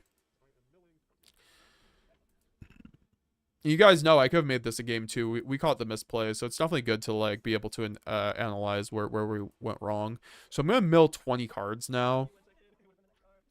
And I end up milling nothing, but then I mill Shrouded Dragon, Sarnier, Albaz, Cartesia. I mill White, Lost, Albaz. And the Lost sucks if I don't have another way to do it or get back. But I mill 1 red. I mill a Shiren. So now Shiren's going to be able to make... Because I have so many Albions and Albazes, since Albion counts as a Albaz card in the graveyard, I'm able, or an Albaz in the graveyard, I can use it to make Lubellion and then Mirror Jade. I also then go Sarnier, send the Retribution to recur the branded in red. Or no, we mill branded fusion, so I can recur the branded fusion. So I just go into Lubellion automatically because I still have Shrouded and Albaz, so I can very easily make Mirror Jade. And this is where I think a lot of people are like, where are the good mills with Shiren, my friend? Or where are the good fusion material or fusions with Shiren? My friend, Mirror Jade exists. You know, like Shiren makes Mirror Jade, which means, yes, guys, you can make other monsters besides Mirror Jade off a branded fusion. This is true.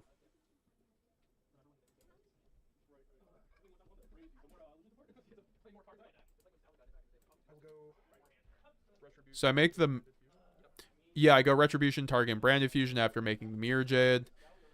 I'm just at this point, if he, like, obviously if he had a Bestial there, he could have stopped that play, but then I still have Branded Fusion through the grass, so it's still a lot of advantage. The only thing is I need to get a Tragedy in graveyard to get Lost back in rotation. So, like, running grass and, like, running Desires makes me want to run 2 Branded Lost sometimes. It really does.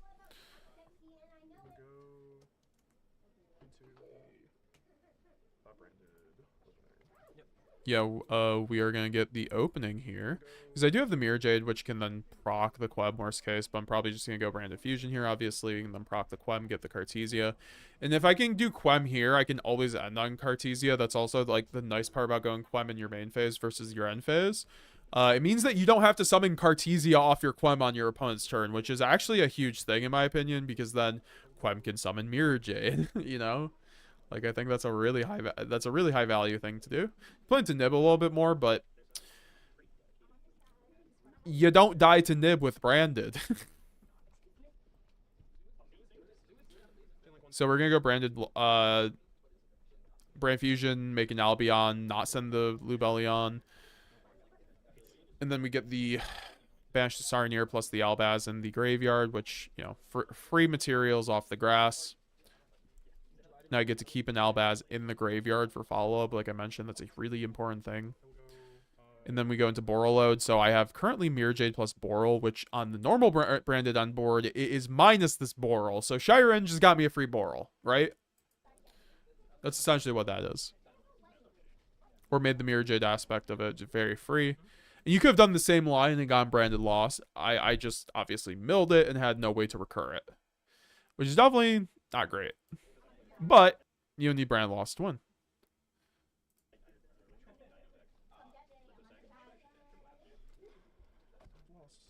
Strawberry Nesquik, how's it going, bro? Nice to see you in the chat again, brother.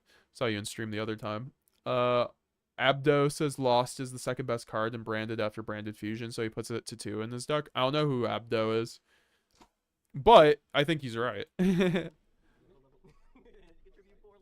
I think if they ban branded Lost, actually, that would be a good enough hit against Pop-Up. It would be a really harsh hit, though, the branded.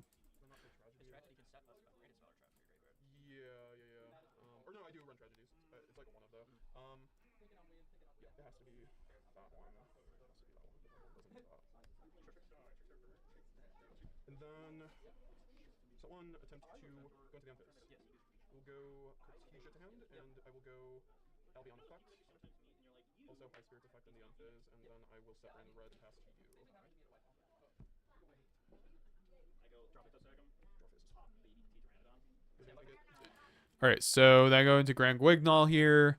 Grand Guignol is going to send the Puppet. I do have to hand down a card. So if he just has Bestial here, he's going to hit the Puppet. But, like, I kind of skill checked him on the Bestial with the Shiren, right? He would have Bestialed the Shiren, so I felt really safe sending the Puppet here.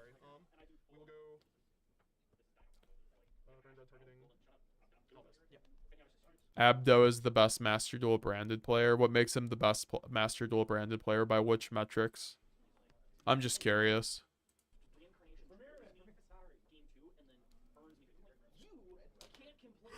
So we're going to go branded in red on his turn. Not under Lost. If we were under Lost, this board was just so cracked. But now we're just going to go Sanctifier and Quem. Or no, we're going to go just Sanctifier targeting Puppet. And he does chain Recharger here. Doesn't have the Bestial. Did not top deck the Bestial. He probably like drew Lubellion or something. And so I'm able to get this successful Puppet lock off. And that's basically game right there. I mean, like, there's nothing really else to do. Yeah, he does have a Lubellion. He's going to get a name. And then, regain, set a card. And then I'm going to be able to go to his turn and be able to just break his board. Go Mirror Jade. Quem effect targeting, I guess, Cartesia. I probably should have just targeted the Albaz, if I'm being honest. And then just fused off as one monster. Like the Puppet. There's not a whole lot else to summon at this point.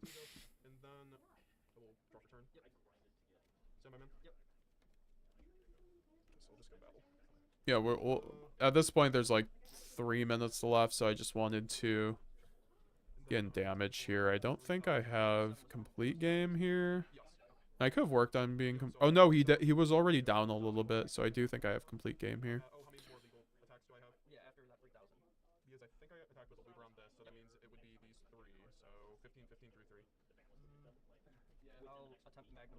Oh, he does have the Magnemite, though, too. Banishing the Puppet, which is, unfortunate. He had the Lubellion, but then I also have the Boral, right? So... and that's just GG's right there. So, yeah, we will go on to game 3, or game 2 here. One is against Dawil. I do have the timer, though, on this one, so I will put that over here. That's so cool. That's what I always wanted for him. I know, right? When I saw the Beansmith cards, I'm like, these just line up way too well. I'm surprised, did they release new Fable support, or was that no? Yes, in Blazing Vortex. Yeah, that was way back. Alright, guys, give me 1 second. I'm gonna commentate over the rest of this game. I'm just gonna let it play out for a second. Also, what did you guys think of that new Fabled support? Kind of crazy, right? Every single one of the cards are good. Make sure to leave a like on the stream if you haven't already. We already hit 30 likes. We are gonna roast Decklist. after this. It's just Fable. That used to be the So if case you on want me the to roast your Cheerio. Decklist, make sure to post it in the Decklist chat They got good. So of my hopefully- Discord, and join my Discord if you have not already. Reasonable. There isn't a call. They will come. Yeah, they declare. It's just. Response anyways. Alright. Hyrule? Crucifix. Sure. Let's go for it. Targeting Marcosia. 7. Average. This is set. Nice. Take it. Good luck. Good luck, have fun, my friend. So current player can pay 1,000 to either draw, gain life, or give their opponent. Yeah, so draw one card, destroy this card, or you're putting it. Anything in draw? No, man, you can go, man. I haven't played Yu-Gi-Oh in so long that As they say, no hand traps in the industry. Yeah, so at this point, I'm like, I know Wheels, like, he's my mod. I'm like, we ain't got hand traps here. You know I'm unbranded, you know. Right? What hand traps are you on? No. Yeah, it's like, ooh, where are you on? Right. Plants? Right? Yep. It's a good card, I heard. Oh, the So I've heard. adventurer token. Guys, look at his adventure token. He's an adventurer. Yeah, it's a really cool adventure token. All of my nerds will understand the You guys Skyrim are gonna love reference. it. Soul Kios. I'm gonna zoom out the camera a little bit. You take your time and do what you must. It is send, Okay. and it is Normal effect. Can you read? if you'd like to be know the time. Fateful Adventure Effect add a monster. You're good, bro. Is that the CR Faithful? Yes. Wow. Knowledge is power. Yeah. I'm going. Same with the water. Clean. What the hell? I'm really happy for you. Thank you. Doesn't Ray come in CR? Yeah, so at this point, I'm just kind of watching him do his adventure combo. I know he's on Plunder Patrol, and Plunder Patrol is typically a deck that, like, Branded doesn't exactly struggle with, but if they set up a huge board, it can be a struggle. And then Draco back. Okay. I will get my rights eventually. One day. Just like all the. Alright, so Getting we are Terminal gonna Revenge go 2. Here, That's right. We are. skip ahead a little bit. What's this? Set one pass. Okay And then then. he does a stop one pass with Griffin. I did not open anything else. I presume this is an Earth. He didn't even see the Plunder cards, unfortunately. Oh, my mic's quiet. Yeah, no. He didn't even see Plunder cards at all, which was kind of crazy. It is an Earth Fairy. Okay, so they actually got the typing Yeah. right. Oh I yeah. love No, it, it's an Earth Fairy 2000. And it is actually the Adventurer token. It just has That's so cool. It just has the Skyrim adventure. It just has the Skyrim Whiterun guard who says the line, "I used to be an adventurer like you, and then I took an arrow to the knee." You have the best tokens between that and the Dandy ones, bro. And I've got my Unparalleled. scapegoats as well, so. All of them for Go. You just have you come strapped. You even play Go Control. No, not at all. I play Joey Wheeler in the anime formats. I need the scapegoats. All right. Token game unrivaled. Unparalleled. We will go attempt a Gold Sark in the main phase. You're good. Gold Sark's a pretty good one. It's really nice. I wish it was. Some people are like, you should come back to 3. I'm like, don't do that for me. I'll attempt a Mercurier effect. I also love the Darth Nash 6 Yahoos in the background, like a freaking Mario character. Love him. Shout out Darth Nash 6. Fallen of Albaz or Fallen of Albaz itself. AKA Albion, Albaz, Glamour Cartesia, or Kit. Pretty good. Hey, Smash, remember when we were talking about Mercurier earlier? Yeah. Gold Sark, first action, 60 card deck. Hateful Life. If you think first action Gold Sark is wild, wait until you see, first action Grass. Or Branded Fusion. Right? I will attempt a fusion deployment to special summon a monster that's mentioned on one of my fusion monsters in my deck. I will reveal the Grand Guignol wherever I might own one. And Somewhere in there. some people are like, reveal. It's like, I'm playing Branded. Do you really like when I'm just trying to rush through on DB? And I understand, but like, I'm doing it for the stream. I'm trying to fit something else in my outfit. Yeah, I'm actually, trying to play okay. the Despia Little Knight. I'm gonna That'd be not really play funny that. to just run Branded without Grand I'll Guignol. attempt a Spriggan's Kit effect on Just normal like summon being unless you have convinced something that card is bad for some reason. adds one and then places one on bottom. Right? Yes. Yeah, you're good. It can be from banished or graveyard too. I have no targets. That's funny. It's cool because now when I banish when I get DD Crowed on my one, I have an attempt to get it back. It is really nice. Yeah, speaking of DD Crow, guys, y'all are gonna see some funny shit. I will attempt Brand Fusion. What do you place on place? Oh, my bad. You're fine. Yeah, so now we are gonna This go. useless card. Bam.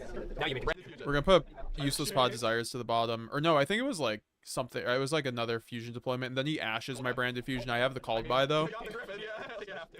but then he has Griffin Rider, right? The first time like my call buys get stopped, I feel like. I don't feel like I have to deal with the Griffin Rider very often. Only on occasions when I have to go against U-Wheels. I'm glad I can be there for you. Keeping my adventure knowledge up. Exactly.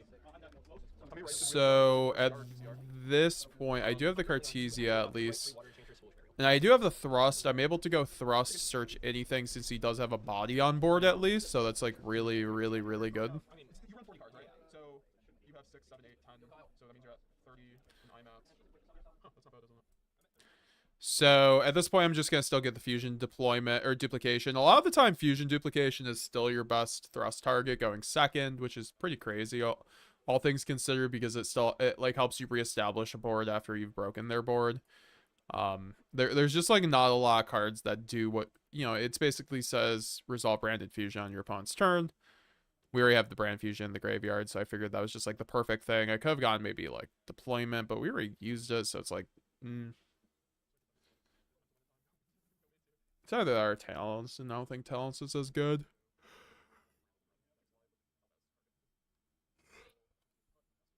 Now I'm gonna set up Brandon Red.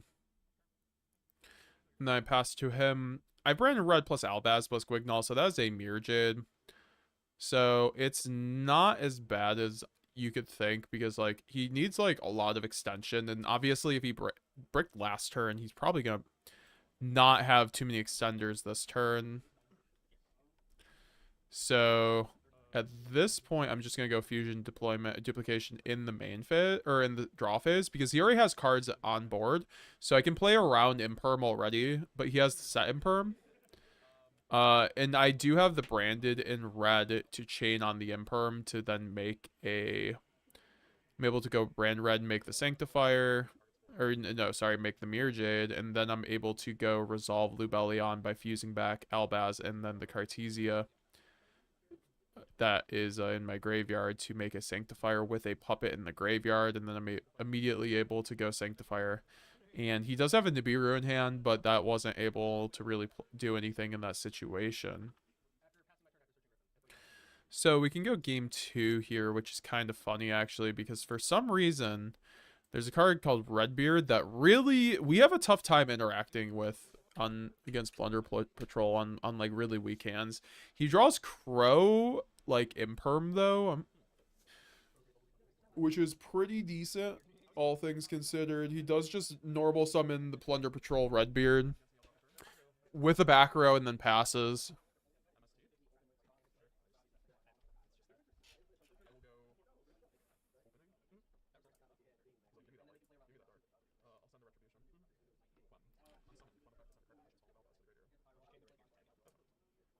And then he's able to then go to the Plunder Patrol ship off of the Redbeard, which is the unfortunate part, honestly, because like I can search out the branded fusion now, but because then I'm able to go Retribution, but then he has the Crow, and the Crow actually just destroys me here. I do have the kit, but he has the monster effect negate and lease. So I have to place him on better have the Plunder in hand, and he does. And at this point, that's just game. I'm going to scoop it up because there's not a whole lot of point in playing through that turn. Like he outed. Like this is why DD Crow is very devastating against Branded right now. Because a lot of the time you have to send Brand Fusion through the graveyard. So if you catch a Branded player sending it to the graveyard, you can really catch them with their pants down kind of situation.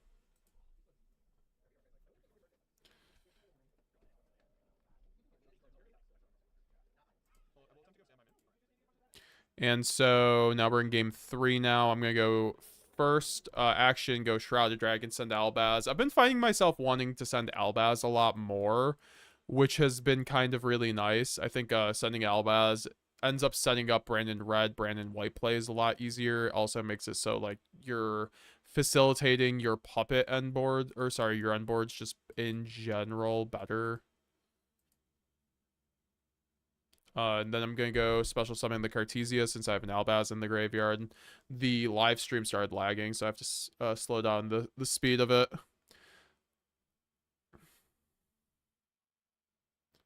So he also has a ghost spell in hand, so that's why he's reading Lost. He has to double check on that. I don't notice this at first. I probably should have.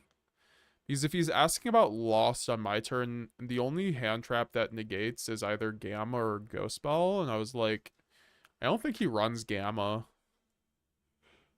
But I was like, damn, if you have Gamma, you got it, bro.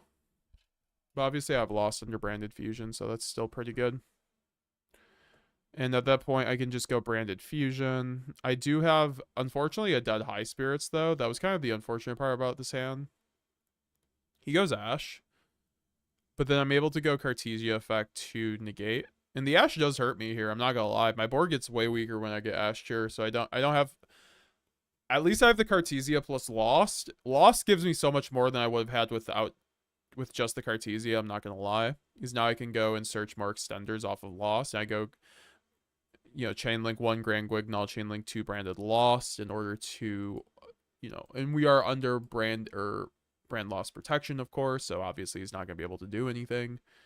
And through that, we are going to then end up searching out the Shrouded Dragon, which will give us a +1. And then I think what I'm going to do off of Guignol is I'm going to send... I don't know why I ended up shuffling my cards so much. And now I go Grand Guignol. I'm going to end up sending, I believe, Titaniclad. Yeah, Titaniclad is always very good to send. It's usually my send-off of, you know, Titaniclad, or sorry, Grand Guignol, or the High Spirits most of the time, just because it helps facilitate the Quem. I think having Quem in tandem with your branded cards is just super important right now, as it always has been. So I can go High Spirits here. And the High Spirits is going to be able to end up getting me into... obviously the Shrouded Dragon, or sorry, pitching the Shrouded Dragon, and then I'm going to be able to get the Albion.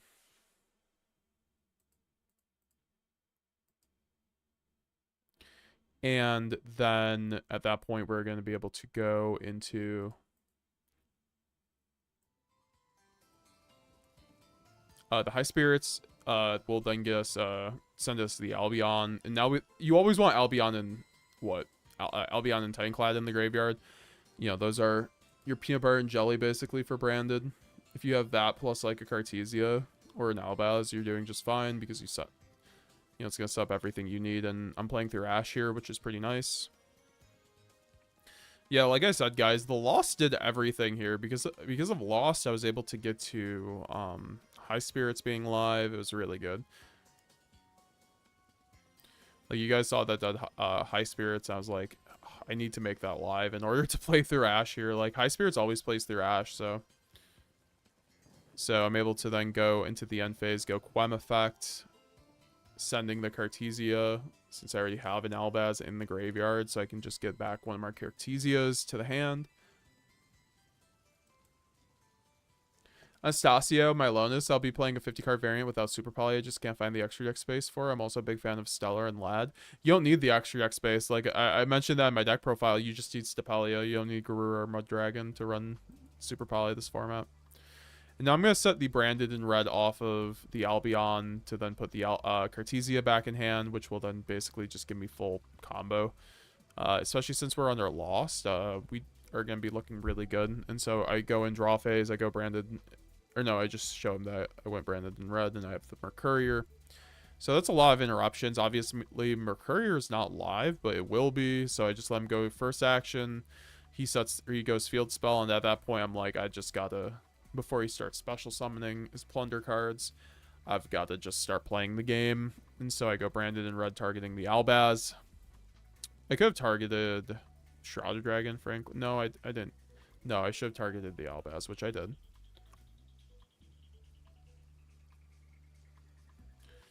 And at that point, he just scoops because he has Ghost Spell plus Imperm.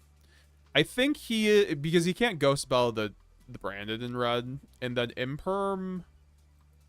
I'm surprised he didn't Imperm that Gwignall. That's the one thing I'm kind of surprised about, because he did have, or yeah, he had that Imperm in hand. So if he Impermed the Gwignall, oh, he had a card set too. So maybe it wasn't that easy. Well, okay, I don't know, but no, that was a different game. So yeah, I end up winning that game. Lost another die roll, and will you guys be surprised to know that I lose my third die roll here versus Sam in the finals? Witchcrafters are a counter to Fabled, since not even Fabled can go minus enough to match Witchcrafters, says GZ1K.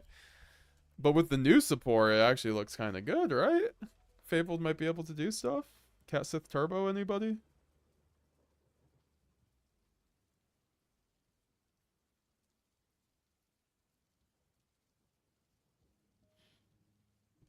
Alright, so we're going to be going against Sam here. Marincess Legend.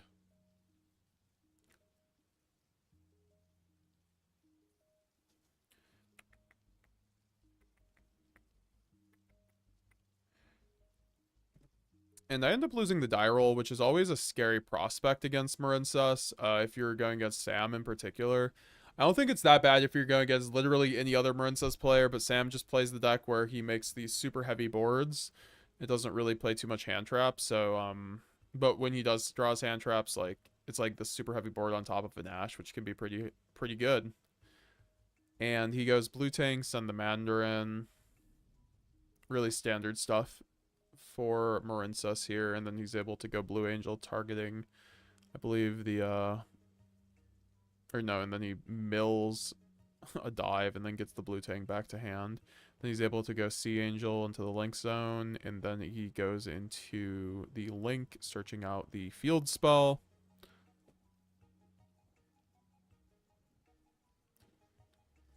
At which point he's going to activate field spells and then special summon out Pascalis and then special summon out Spring Girl.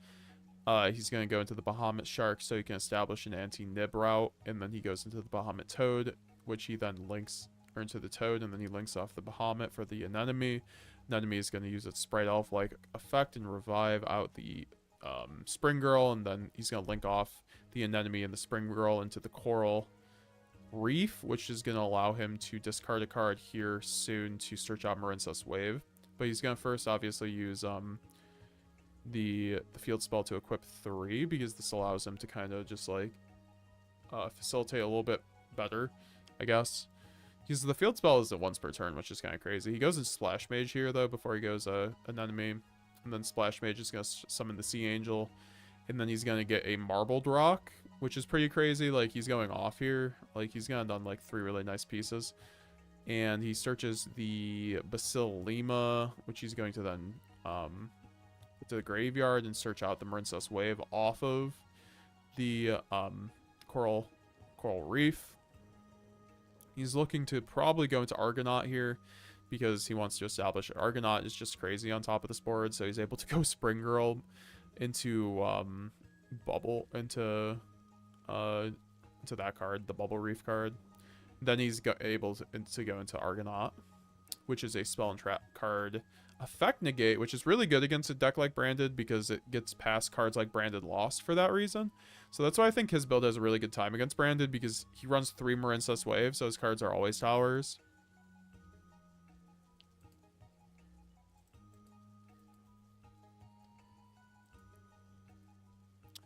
And at this point, I'm kind of debating how to play out this turn, because he has a really good hand, or he has a really good board, so it's going to be nearly impossible to break this board, but if I'm able to do it, I'm able to do it. Then I go High Spirits. He's going to let that through. I'm going to send the Albaz. There isn't really a great play line here. I kind of have to rely on him misplaying. When I have to start High Spirits, it's not really great in this situation, because High Spirits gets rid of card advantage at the moment. But I do get to search out, obviously, then a Kit. No, a Shrouded Dragon to try to, like, draw some sort of board breaker that helps me play into the board a little bit. Even Eclipse just 1-for-1's the the Toad at least. It's just dealing with the Omni Negate of the Toad, and then Argonaut on top of the Marinstas waves he has. And then I go attempt to special summon Cartesia since I have an Albaz. You guys have been seeing me do that all day today. That's why I do love... that's also why I do love the High Spirits, because it always just like sets up the graveyard for Cartesia that you can just search off of High Spirits. So I do love playing the Bestial Luber with Saronir, because you can go High Spirits, send Bestial Luber, then special the cart you just search. Then go opening into Guiding Quem. He's going to go totally awesome on the Cartesia. And then he's going to set Cartesia. Now I only have 2 cards in hand at this point. I think I have a Mercurier too, so my hand is... No, I have a Luber red. So I just go... No, Foolish Burial. He's already used... he has not used Argonaut's effect, so at this point, I'm just going to go into the Branded Fusion. I don't even know why I'm playing it out at this point, but then he goes DD Crow on Branded Fusion, to be honest, so... Yeah, guys, you guys have been seeing me get DD Crow'd all the time now. To be fair, this is like the one locals I know where people actually made DD Crow. But it's a very good option against Branded right now.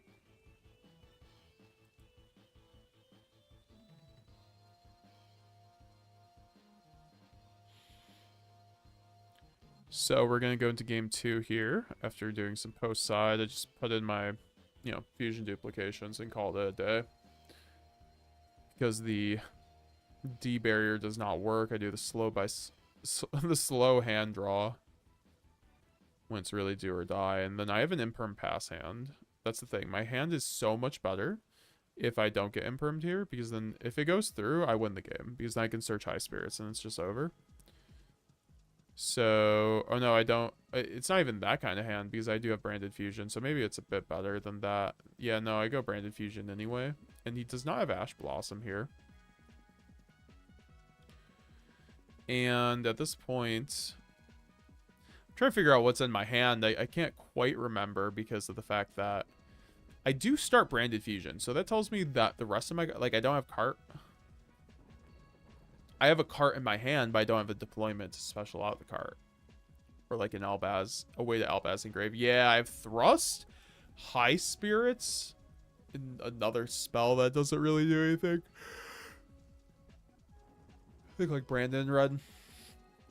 At which point I'm going to send the Shroud and then the Albaz. This is like a super awkward line, I'm not going to lie. I just want to keep an Albaz in the graveyard for the Cartesia, so I felt like this was like what I had to do. I could have just done the 1-card gimmick lock, though, with Branded Fusion. I feel like that would have been better, but this line, I feel like, is just cleaner.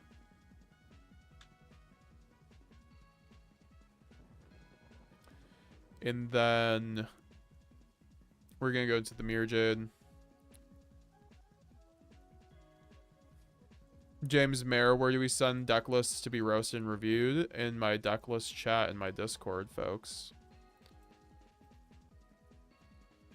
So I go Mirror Jade, and then I go, I go into Grand Guignol after the Mirror Jade. Grand Guignol is going to help establish my graveyard now. And there should be another Dark Dragon. Oh no, High Spirits got pitched, so we finally get the Titan Cladding graveyard. That's really all we need, because then we can do end phase shenanigans with Mirror Jade to get the Quem to proc.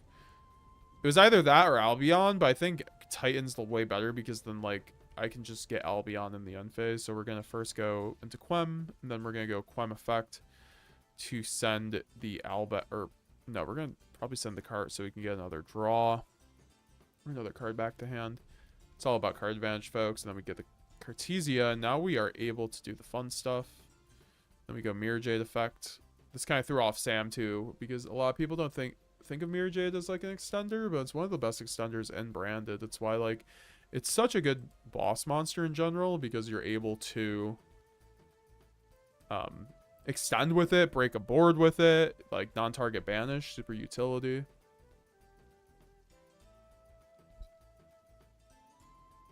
So I set the Brandon Red off of Albion now.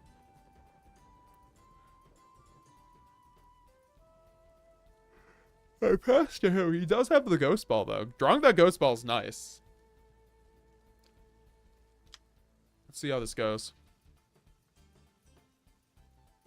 He goes Sign Up Mining, pitch Sign Up Mining. Yeah, I think he misplayed on the ghost spell. That's why I was like, okay. I still probably had enough to kill him, but he does misplay on this ghost spell here. Then he goes normal summon Blue Tang. I'm kind of just waiting for him to play the game at this point. And then I go Cartesia effect to float the Mirror Jade. Then I can go Grand Guignol. 1, Quem 2, Quem floating that Mirror Jade back. Because I do have the Branded in red, which does get me.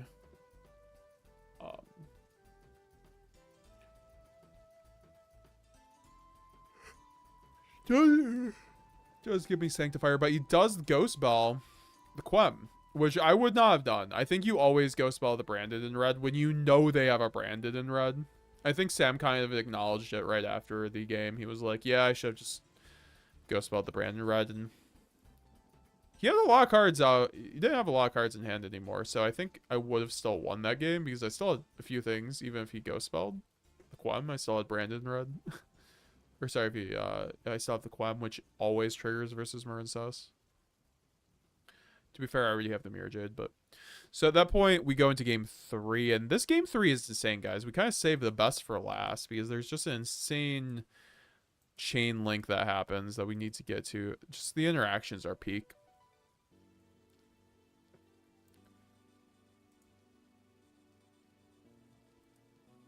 Got 40 people watching still, guys. What's up? What's up? Make sure to leave a like on the video. Trying to hit 50 likes. Okay, so Sam starts Mandarin, then goes Sea Angel in order to search out Dive or the Field spell. I can't tell which one. It's one of the Marincess spells or traps. Yeah, he's going to get the Battle Ocean, which allows him to equip, you know, up to 3 links to any of his Marincess link monsters, which is quite good. Then he goes into the anemone quite quickly, which then the Blue Tang mills the Signet Mining, but then the anemone is going to try to revive the Spring Girl. Oh no, the Sea Angel. And then Mandarin's able to use its other special summon effect because he runs 2 of them, which is pretty cool. That's something unique about his deck for sure. He sees Mandarin as a really good extender for the deck. Like, the deck has kind of like a dearth of bodies and kind of helps facilitate just like it not dying to not having enough bodies. And at this point, he said he basically misplayed, but the misplay ended up just being like 1 card in hand, so it wasn't that bad. Like, so it didn't make a difference in this game, and you guys will see. So it wasn't that big a misplay. And then the Marincess Wave gets searched out, which is really crazy at this point. Such a good card. Against Branded when they have like 2 of them especially, and he goes Argonaut set 3 pass. And Argonaut's going to be pretty formidable behind 3 back rows, so that's certainly something I have to kind of watch out for here. And I do have Albaz in hand plus like 5 spells, which 5 spells is pretty good going second, I won't lie. Alistair, thanks for subscribing. I appreciate you. What's great is that it sets up Mirror Jade, Guardian Quem, even without running those Dogmatic cards. Hell yeah. So at this point, I'm just like, wow, Argonaut's a custom card. And... excuse me. Falling asleep here. I have not gotten much sleep today. So I'm trying to decide my hand because I sided in that Change of Heart, and you guys are gonna see the Change of Heart do numbers here because I have to bait the Argonaut effect. If I don't bait the Argonaut effect, I am royally screwed. So I just kind of debate because I can go High Spirits, I can go Allure, but I know if I go those routes and get the Mercurier, he's just gonna Argonaut the Allure at that point. So I'm kind of debating on what to do at this point. I'm like, I could go Allure, I could go Change of Heart. I just think Change of Heart was the best decision here because it forces interaction before anything. And it gives me agency versus... Oh no, I go High Spirits because I don't think he's going to I just called him on his bluff, and I thought he was gonna... He wasn't gonna chain Argonaut to High Spirits, and he doesn't, so...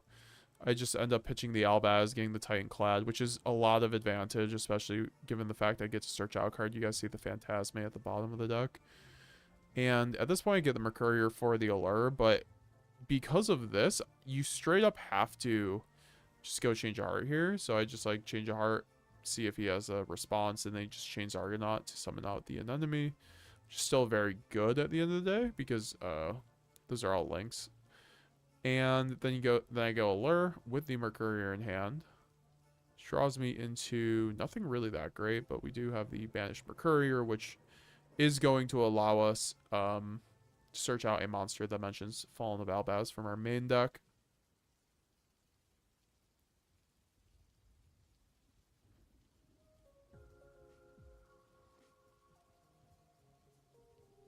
What do I do for work? I landscape. I used to work at a bank, and I used to be a paralegal too. I've done those in the past. Landscaping's kind of in and out right now as I'm doing college. And then I can go Cartesia special summon. Okay, so then I go kit effect to special summon the kit after resolving the Allure. Since I've baited the Argonaut successfully, I now have to play through one Marincess wave. So this is the best play line that I have, and I use all my cards here. This is crazy. So I special summon the card, special summon the kit. So I have not normal summon. Good. And now I can go kit effect. He's going to chain the wave. I knew this was going to prompt the wave because you have to do this. It also gives you the protection, so you don't have to deal with that anymore. And I chain Branded. And so at this point, I have Called by Branded in red and 2 other cards. I do have Cartesia, so I just chain the Cartesia because I'm like, okay, we'll better have the second wave then, or something like that. And he ends up chaining DD Crow on the Branded and red. Oh, sorry. So this is what happens. So I go kit, he goes wave. I go this happens so quick. And I go chain Cartesia, and then he chains the second wave. This is the second wave right here. So this is chain link 3 or chain link 4, the second wave. And so I chain link 5 Branded in red, targeting my Albaz that I put in the graveyard through High Spirits, which is just nuts. Because this wouldn't have been possible without that. Going second. And I go Brand red, targeting High Spirits. And he goes Crow, targeting the Albaz I targeted with High Spirits on chain link 6. And now we go chain link 7, Called by the Grave on DD Crow. And that's how you do it. That's why he's the GOAT. That's why Called by the Grave is the GOAT. And I end up being able to fuse off with Cartesia now because, and also Branded in red. So at this point, I don't have too many cards in hand. I kind of have to deal with what I gotta deal with. And I'm just going to go into the Grand Guignol, just deciding off of this. And then now I have to fuse with the Cartesia, which I do have 2 monsters in my hands, so I'm able to then do that with them if I want to. That's what I love about Cartesia. You don't have to resolve it with on field. So I send the Tragedy plus Albaz to just end up making the Lubellion, because that at least gets me another body, which is really nice. The name of the game here is to get to Branded Fusion at this point, since I haven't even resolved Branded Fusion. So I go Lubellion, and now I can go Tragedy effect to get the brand, or to get... Oh, I misplayed here. It should have been a Luber. This should have been a Luber, which is fine, because he doesn't have another Imperm, so this should be a Luber right here. Then a Luber normal summon, get Branded Fusion. He doesn't have another wave, so it doesn't matter. Oh, wait. No. What I do here is... Okay, this was a sick chain link. I completely got this wrong. So you guys see, I search Branded Fusion off the kit, because the kit because the kit's searching. That's what I'm negating, essentially, here with, dodging the original wave on kit. So kit is going to search out Branded Fusion.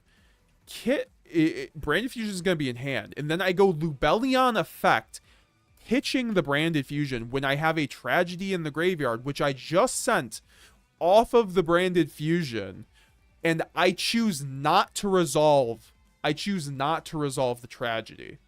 This is where you guys got to see with Branded, a lot of the time you don't have to even resolve Tragedy, because what you can do here is, this is why I did, as I searched out the Branded Fusion, and then I was able to pitch it off of the I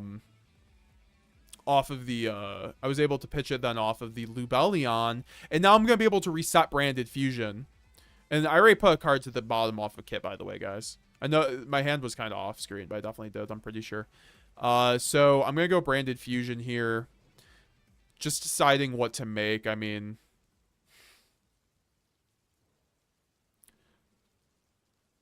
because there's a lot of different things to do here. Oh no, Grand Guignol is gonna send here. Yeah, I forgot. We just resolved like Chainlink 7, so now I'm resolving Grand Guignol to then send the Albalinatus, which is just fine at that point. It's just more advantage. I was gonna send Albion, but I knew I'm getting Albion off of Branded Fusion here, and now I'm able to go Mirror Jade without even I have not resolved Branded Fusion yet, by the way, guys. This was all through Cartesia and Branded in Red that I establish Mirror Jade plus Grand Guignol, and then I'm able to send the Rinbrum to then banish the Argonaut. Even though the anemone floats, I still need to hit the Argonaut because it is currently affected by monster effects, and it just has the biggest body. I don't have a clear line to Boral unless, I mean, he might still, I don't think he has any cards in hand too at this point, so I know Brand Fusion is going to resolve. So maybe I could have just bashed the anemone and then gone Boral, pop the field spell. But this way is a little safer in my opinion, so I go Branded Fusion, send the Cartesia and the Albaz, and then I'm able to make the Albion, which I have not resolved yet. Or no, I'm going to send Lubellion and Albaz. Because a Lubellion will be able to get me branded Lost Access, and then also get the Albion in the graveyard, which will be really important for the follow-up if I'm unable to kill him this turn. And then I'm able to go Albion by banishing the Albaz plus the Rinbrum out of my graveyard, so I can make a Dracostapelia.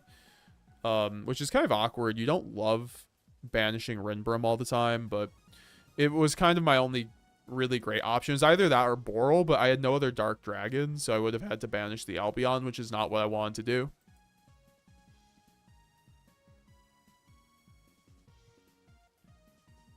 And then Lubellion attack directly. Yeah, I'm going to be able to get game on board here.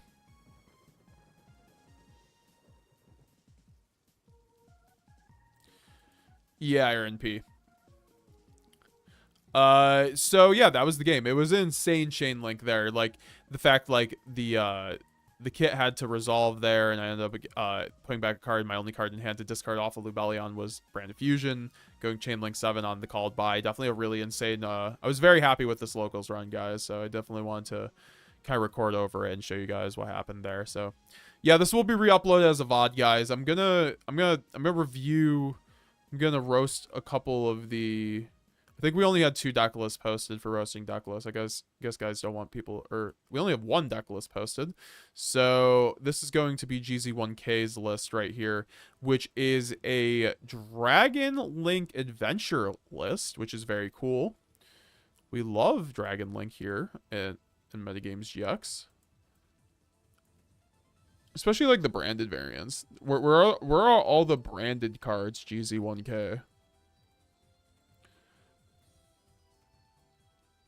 You have the Adventure Engine, you have Dragon Link cards, you have Gamma too. Gamma's interesting. Have you like tested this list?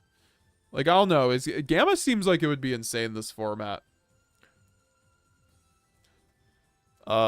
You do so the Adventure Engine, what's like the point of the Adventure Engine in Dragon Link? Does it just give you more bodies for linking? Also, you don't really have any on normal summon effects, so it's probably just fine. Driver can be sent off a red dragon card, no normal summon effect in D-Link, so an extra negate. Oh, that's pretty good. Yeah, I like that. That's clean logic. Makes up for the Omni negate that you lost in Savage. You're running the Transcendent Dragon. Why are you running the Transcendent Dragon, which is a 10-pie card? I know you can make it. I guess that's like kind of cool. You're also running the Scarlight plus Dissipator. Maybe you're able to go into Scarlight a little bit better because of the adventure stuff. To run the Triple Burst Dragon, Access Code, Borolo Dragon, Nightmare Unicorn, Dark, Romulus, Pisty, Striker Dragon, Anima, 2 Seals, and 1 IP. The 1-for-1's pretty cool in here too. I don't think 1-for-1 is typically something I see in Dragon Link. You're doing the 1-for-1 for the rare metal dragon. I actually don't even blame you for doing that. Like it's the best level 1 for for Dragon Link. Then the Red Eyes cards to dump the driver.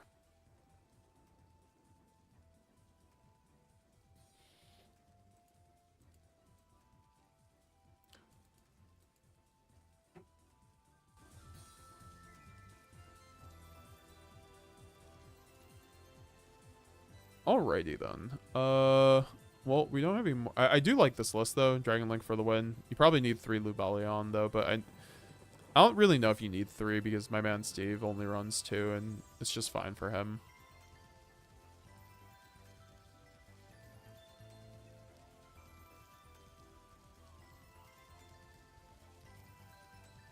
So, I'm trying to see.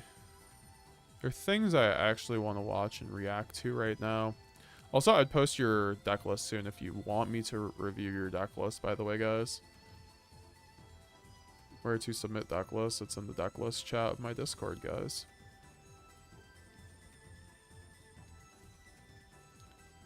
We can watch I'm Cold for a minute. So I'm tired, so I'm probably gonna get off after roasting these last deck lists. For this year's Megatins is here. Doesn't seem like people want to get the combos today, unfortunately, with the member goal. Did you guys some excellent crap out of that subscribe button so you guys don't miss out on more awesome content? So Gamer's Choice, remember, discount code MCO40 over here is going to be the major save of your day.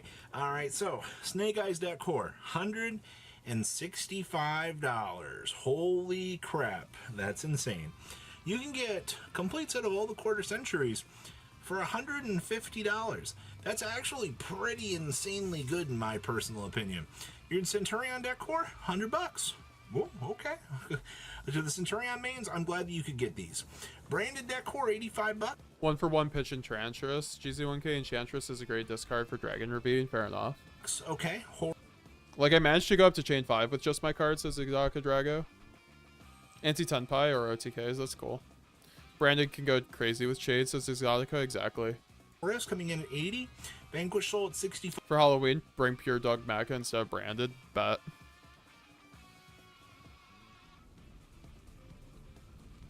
Diamigos, how's it going? Yo, locals today were fire. 4-1 only losing to Melodious last match because I misplayed super hard. Hope tomorrow goes just as well. Good luck, let us know. 5 Kashtira, now available at extremely cheap prices. Minkanko also got some major reprintage here, okay. Manadium Chimera, the Dino Decor, Rescue Ace for $30. Purely, Infernoble, the Gadget Decor, Gold Pride, Super Heavy Samurai, Ken and Gen cores, all available. All right, that's pretty good. So how are we looking at quarter centuries? So your most expensive quarter century in the sets are going to be the Blue Eyes White Dragon and, of course, your Dark Magician Girl. I am cool with both of these, honestly. This is all fine and dandy. I see nothing wrong with these two being at the top of the totem pole, you know what I mean? Then we followed up with Wake Up, Your Elemental Hero at $10. That's also pretty good. Dino Rest for Pankratops, $5. Number F-Zero coming in pretty cheap here. And then, of course, it looks like your Excel Synchro Stardust Dragon coming in at a nice whopping $5. All right, so we have Pudging's deck list here to know what to cut. 450. Shiren feels pretty dang good even in 50. I mean, that's fine if you run Shiren in 50. I have nothing wrong against it. I just think it gets way better in 60 with Grass. I would say, though, Grass is not good at 50. Like, you got to go to 60 or cut the Grass. I have no issue with the main deck outside of that. It's actually quite similar to what my 50 card list is. I'd just cut the Shiren and the Grass and get another Cartesia. You need more Bestials. You need to up the Bestial count if you're running too high Spirit, in my opinion. Maybe at least a 2 Saranir. And it looks like you're missing Foolish, but I think that's probably cuttable at 50. Main deck's pretty good. So like you just aren't resolving grass and with 51 cards most of the time, unless you're going second, and even then it's not as good because you aren't at 60 versus like a 35 card deck.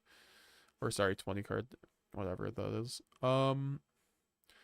Extra deck looks really standard. You are running the Super Poly though, so you chose to run the Mud Dragon, which I do appreciate because I think Mud Dragon helps your rogue matchups a lot better. I just think the matchups that are relevant, you don't really need the Mud Dragon. You're just going to make this Stepalia. Be happy with it, but I guess sending a Mud Dragon's a lot better than a Stepalia, right? The one of Dark Ruler is interesting too. It's something you could probably take out from the main, to be honest, put that on the side. Look at the Masquerade and the extra for the Shiren. Like I said, you could probably keep Shiren. I just think that you need like 2 Saranir or like a Magnamut. Especially if you're running like High Spirits at such a high quantity. I'd also maybe up High Spirits to 3, but you're already running Allure, so it's probably fine. 3 Dogwood, 1 Shaddoll Dragon, 3 Phantasme, 1 Magnamut, plus 3 Cosmic, and 3 Evenly, plus another Dark Ruler. Yeah, no, I think it's a pretty good deck. I would just remove the Spooky Dogwood unless you have like an issue with time kind of thing. Which is fine. Like if you know, have a locals where everyone just takes forever, it's like you gotta do what you gotta do. Or if you take longer with your own plays and you gotta run Spooky, you gotta do what you gotta do.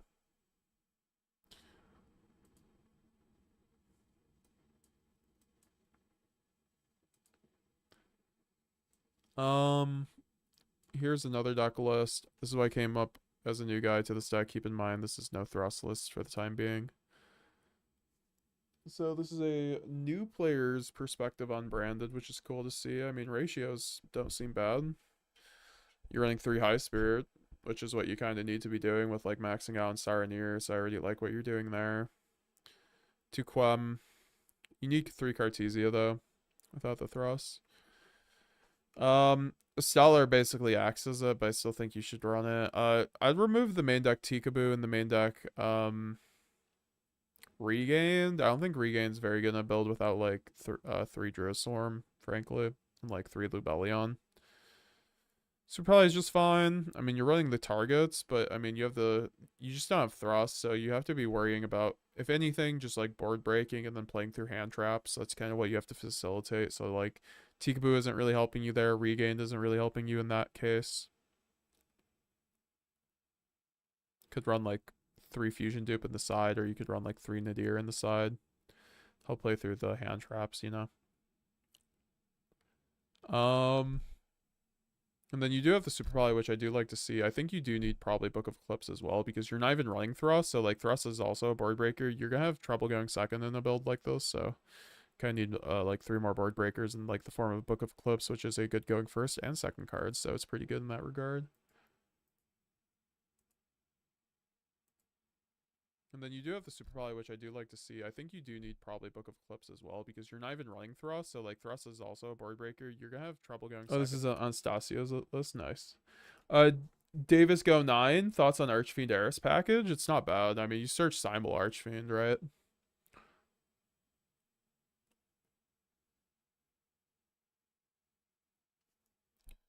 I do like the Light and Darkness Dragon Lord. Like, I'd keep that with the banishment. And then 3 Spooky Dogwood, 3 Cosmic, 3 Evenly. I can't even be mad with the Elba and Masquerade. I'd just cut the Mud Dragon personally. I don't think you need it. Also, I don't typically end up recommending cutting Mirror Jade to people, but that is also something you can end up doing if you want room.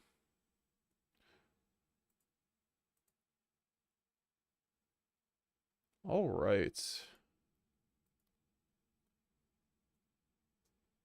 Nice little under 3-hour stream, right, guys?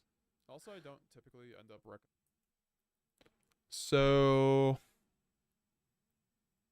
I mean, this is the list I'm running right now. This is like basically the same list we just deck profiled, just a couple changes. I wish I wasn't so tired, guys. I'd keep going. I'm tired. I'm gonna have to stream like Sunday or something. Well, I'm gonna stream tomorrow if I go to locals, obviously. Maybe I'll just stream anyways. Alright, I'm gonna review Ad Victorium's list, and then that will be it in terms of deck lists. So channel member Ad Victorium, what's up? What's up? Appreciate you supporting the channel. This is your list. It is a 60 card list with Hex Seal for some reason.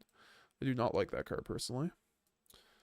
I see it's a thrustless list, which makes me question the 60 cards, because like if you don't run if you can't run thrust, like grass just becomes an unsearchable one of, and like yeah, I'd run it. I just think thrust helps you facilitate a 60 card deck. I just think you're gonna have a tough time running 60 cards without thrust. But I think the way you did it is as good as you can get, because you're running Nadir, you're running Patchwork. So you're going to like replicate that kind of experience with board breaking, playing through hand traps with Nadir and Patchwork respectively. You really would benefit from Desires in a build like this, and like dropping the Hex Seal and like a Magnuma or something, but I mean you need 3 Saronir if anything too, so I'd maybe change out Magnuma for a Saronir. But then again, you aren't milling as much, so maybe it's not as important. I mean, Patchwork also, I would say to cut, but in a build like this, I think you need card advantage, and it helps with, like, Allure, and you don't have Thrust, so it acts like a board breaker, too, plus Engine, so I think it's, like, almost like a Thrust alternative, not even, but, you know, it's there. So, you do have the 2 Tragedy plus 1 Mercurier, which I'd probably do 2 Mercurier, personally, in a build like this. You aren't going to be building too much, so... in the extra deck is spicy insofar as you're running the Super Poly, so you ended up running the Garura plus the Mud Dragon, which I do not recommend. I don't think they come up, and they don't win you the game. If you're making Garura or Mud Dragon, you are losing the game, because that is a body on board that's not doing anything, really. So I'd personally cut those, because a lot of the time you're just going to make Stapelia by, fusing off your opponent's Desiree and Varudris. You could also just make Mirror Jade by fusing off your own Albaz, or going normal summon Aluber, normal summon Quem, dodge Imperm by making Quertus with one of your opponent's monsters. Very good to do that too. You do have the Dark Law with a Hero Lives plus a Mass Change, which is pretty cool. It's actually a really clean package. I would run Mass Change the second at that point, though, because then you can use your other dark monsters. You'll have to discard a card, but, like, it's fine. Hero Lives would be interesting with maybe, like, a Stratos engine. No, that wouldn't work. You have to go Hero Lives into Dark Law.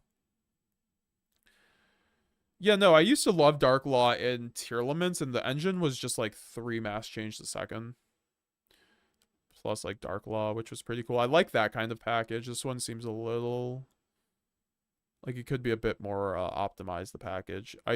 Molcharmy also should be Phantasme, in my opinion. Because Molcharmy is really bad against Yubel, and also... it works better as engine with the Phantasme, and Phantasme, honestly, is just, like, a better card against, like, these decks that make, like, SP Little Knight. Alright, also Dragoon, with Hex Seal. Why do you run Dragoon? Like, maybe you want, like, Lad instead, and run a Banishment. I don't love Dragoon. I mean, Dragoon's not bad this format, especially as a board breaker, but, like, you're taking away the board breaker capability by running the Hex Seal, so, like, there's not really a point, in my opinion. Like, at that point, I would run Rulakalos over it, like, and run a Mud Dragon out of the Swamp instead of the Hex Seal, so you can make Rulakalos, and then give yourself a High Spirits target with Shiren. Then maybe you could run, like, Havness. Alright, guys. That is it for me today. I'm out. I'm very tired. Thank you all for coming through. I'm going to re-upload that deck profile and me commentating. We got videos recorded for the week now, folks, so definitely look forward to those. Thank you all for watching, and I'm going to be making deck lists or deck profiles on 40, 50, and budget branded deck profiles, so look out for those. I'm also making a Best Board Breakers video that should be out hopefully tomorrow or the next day. I also have a Plunder Patrol deck profile coming out, and hopefully we're streaming locals tomorrow, so lots of content planned. I also have lots of long form content planned. Like, I have a video coming out about, like, the top 5 most strong cards of all time on Yu-Gi-Oh! And that's going to be nice and edited. It's going to be really nice. hoping for big things for that video, because that seems like the meta now with YouTube. You gotta make or Yu-Gi-Oh YouTube. Gotta make these nice long form story videos that hit nostalgia while also hitting a competitive edge. And that's just not even what you have to do. I just feel like that is one of the better avenues I can take to kind of bridge all the communities for Yu-Gi-Oh. So, and increase it, or reaching out to different audiences. So yeah, looking forward to everything in the, make sure to join the Discord. Sorry guys, I want to stream longer. I'm just, when I'm getting so tired, I'm almost falling asleep. But I should probably get off. So yeah, guys, look forward to the stream tomorrow. Have a good day. See ya, Anastasia. See ya, David. See ya, Amigo. See ya, GZ1K. See ya, Jerry Luna. See ya, Strawberry Nesquik. See ya, Kakado. See ya, Unwild. See ya, More. See ya, Jesse.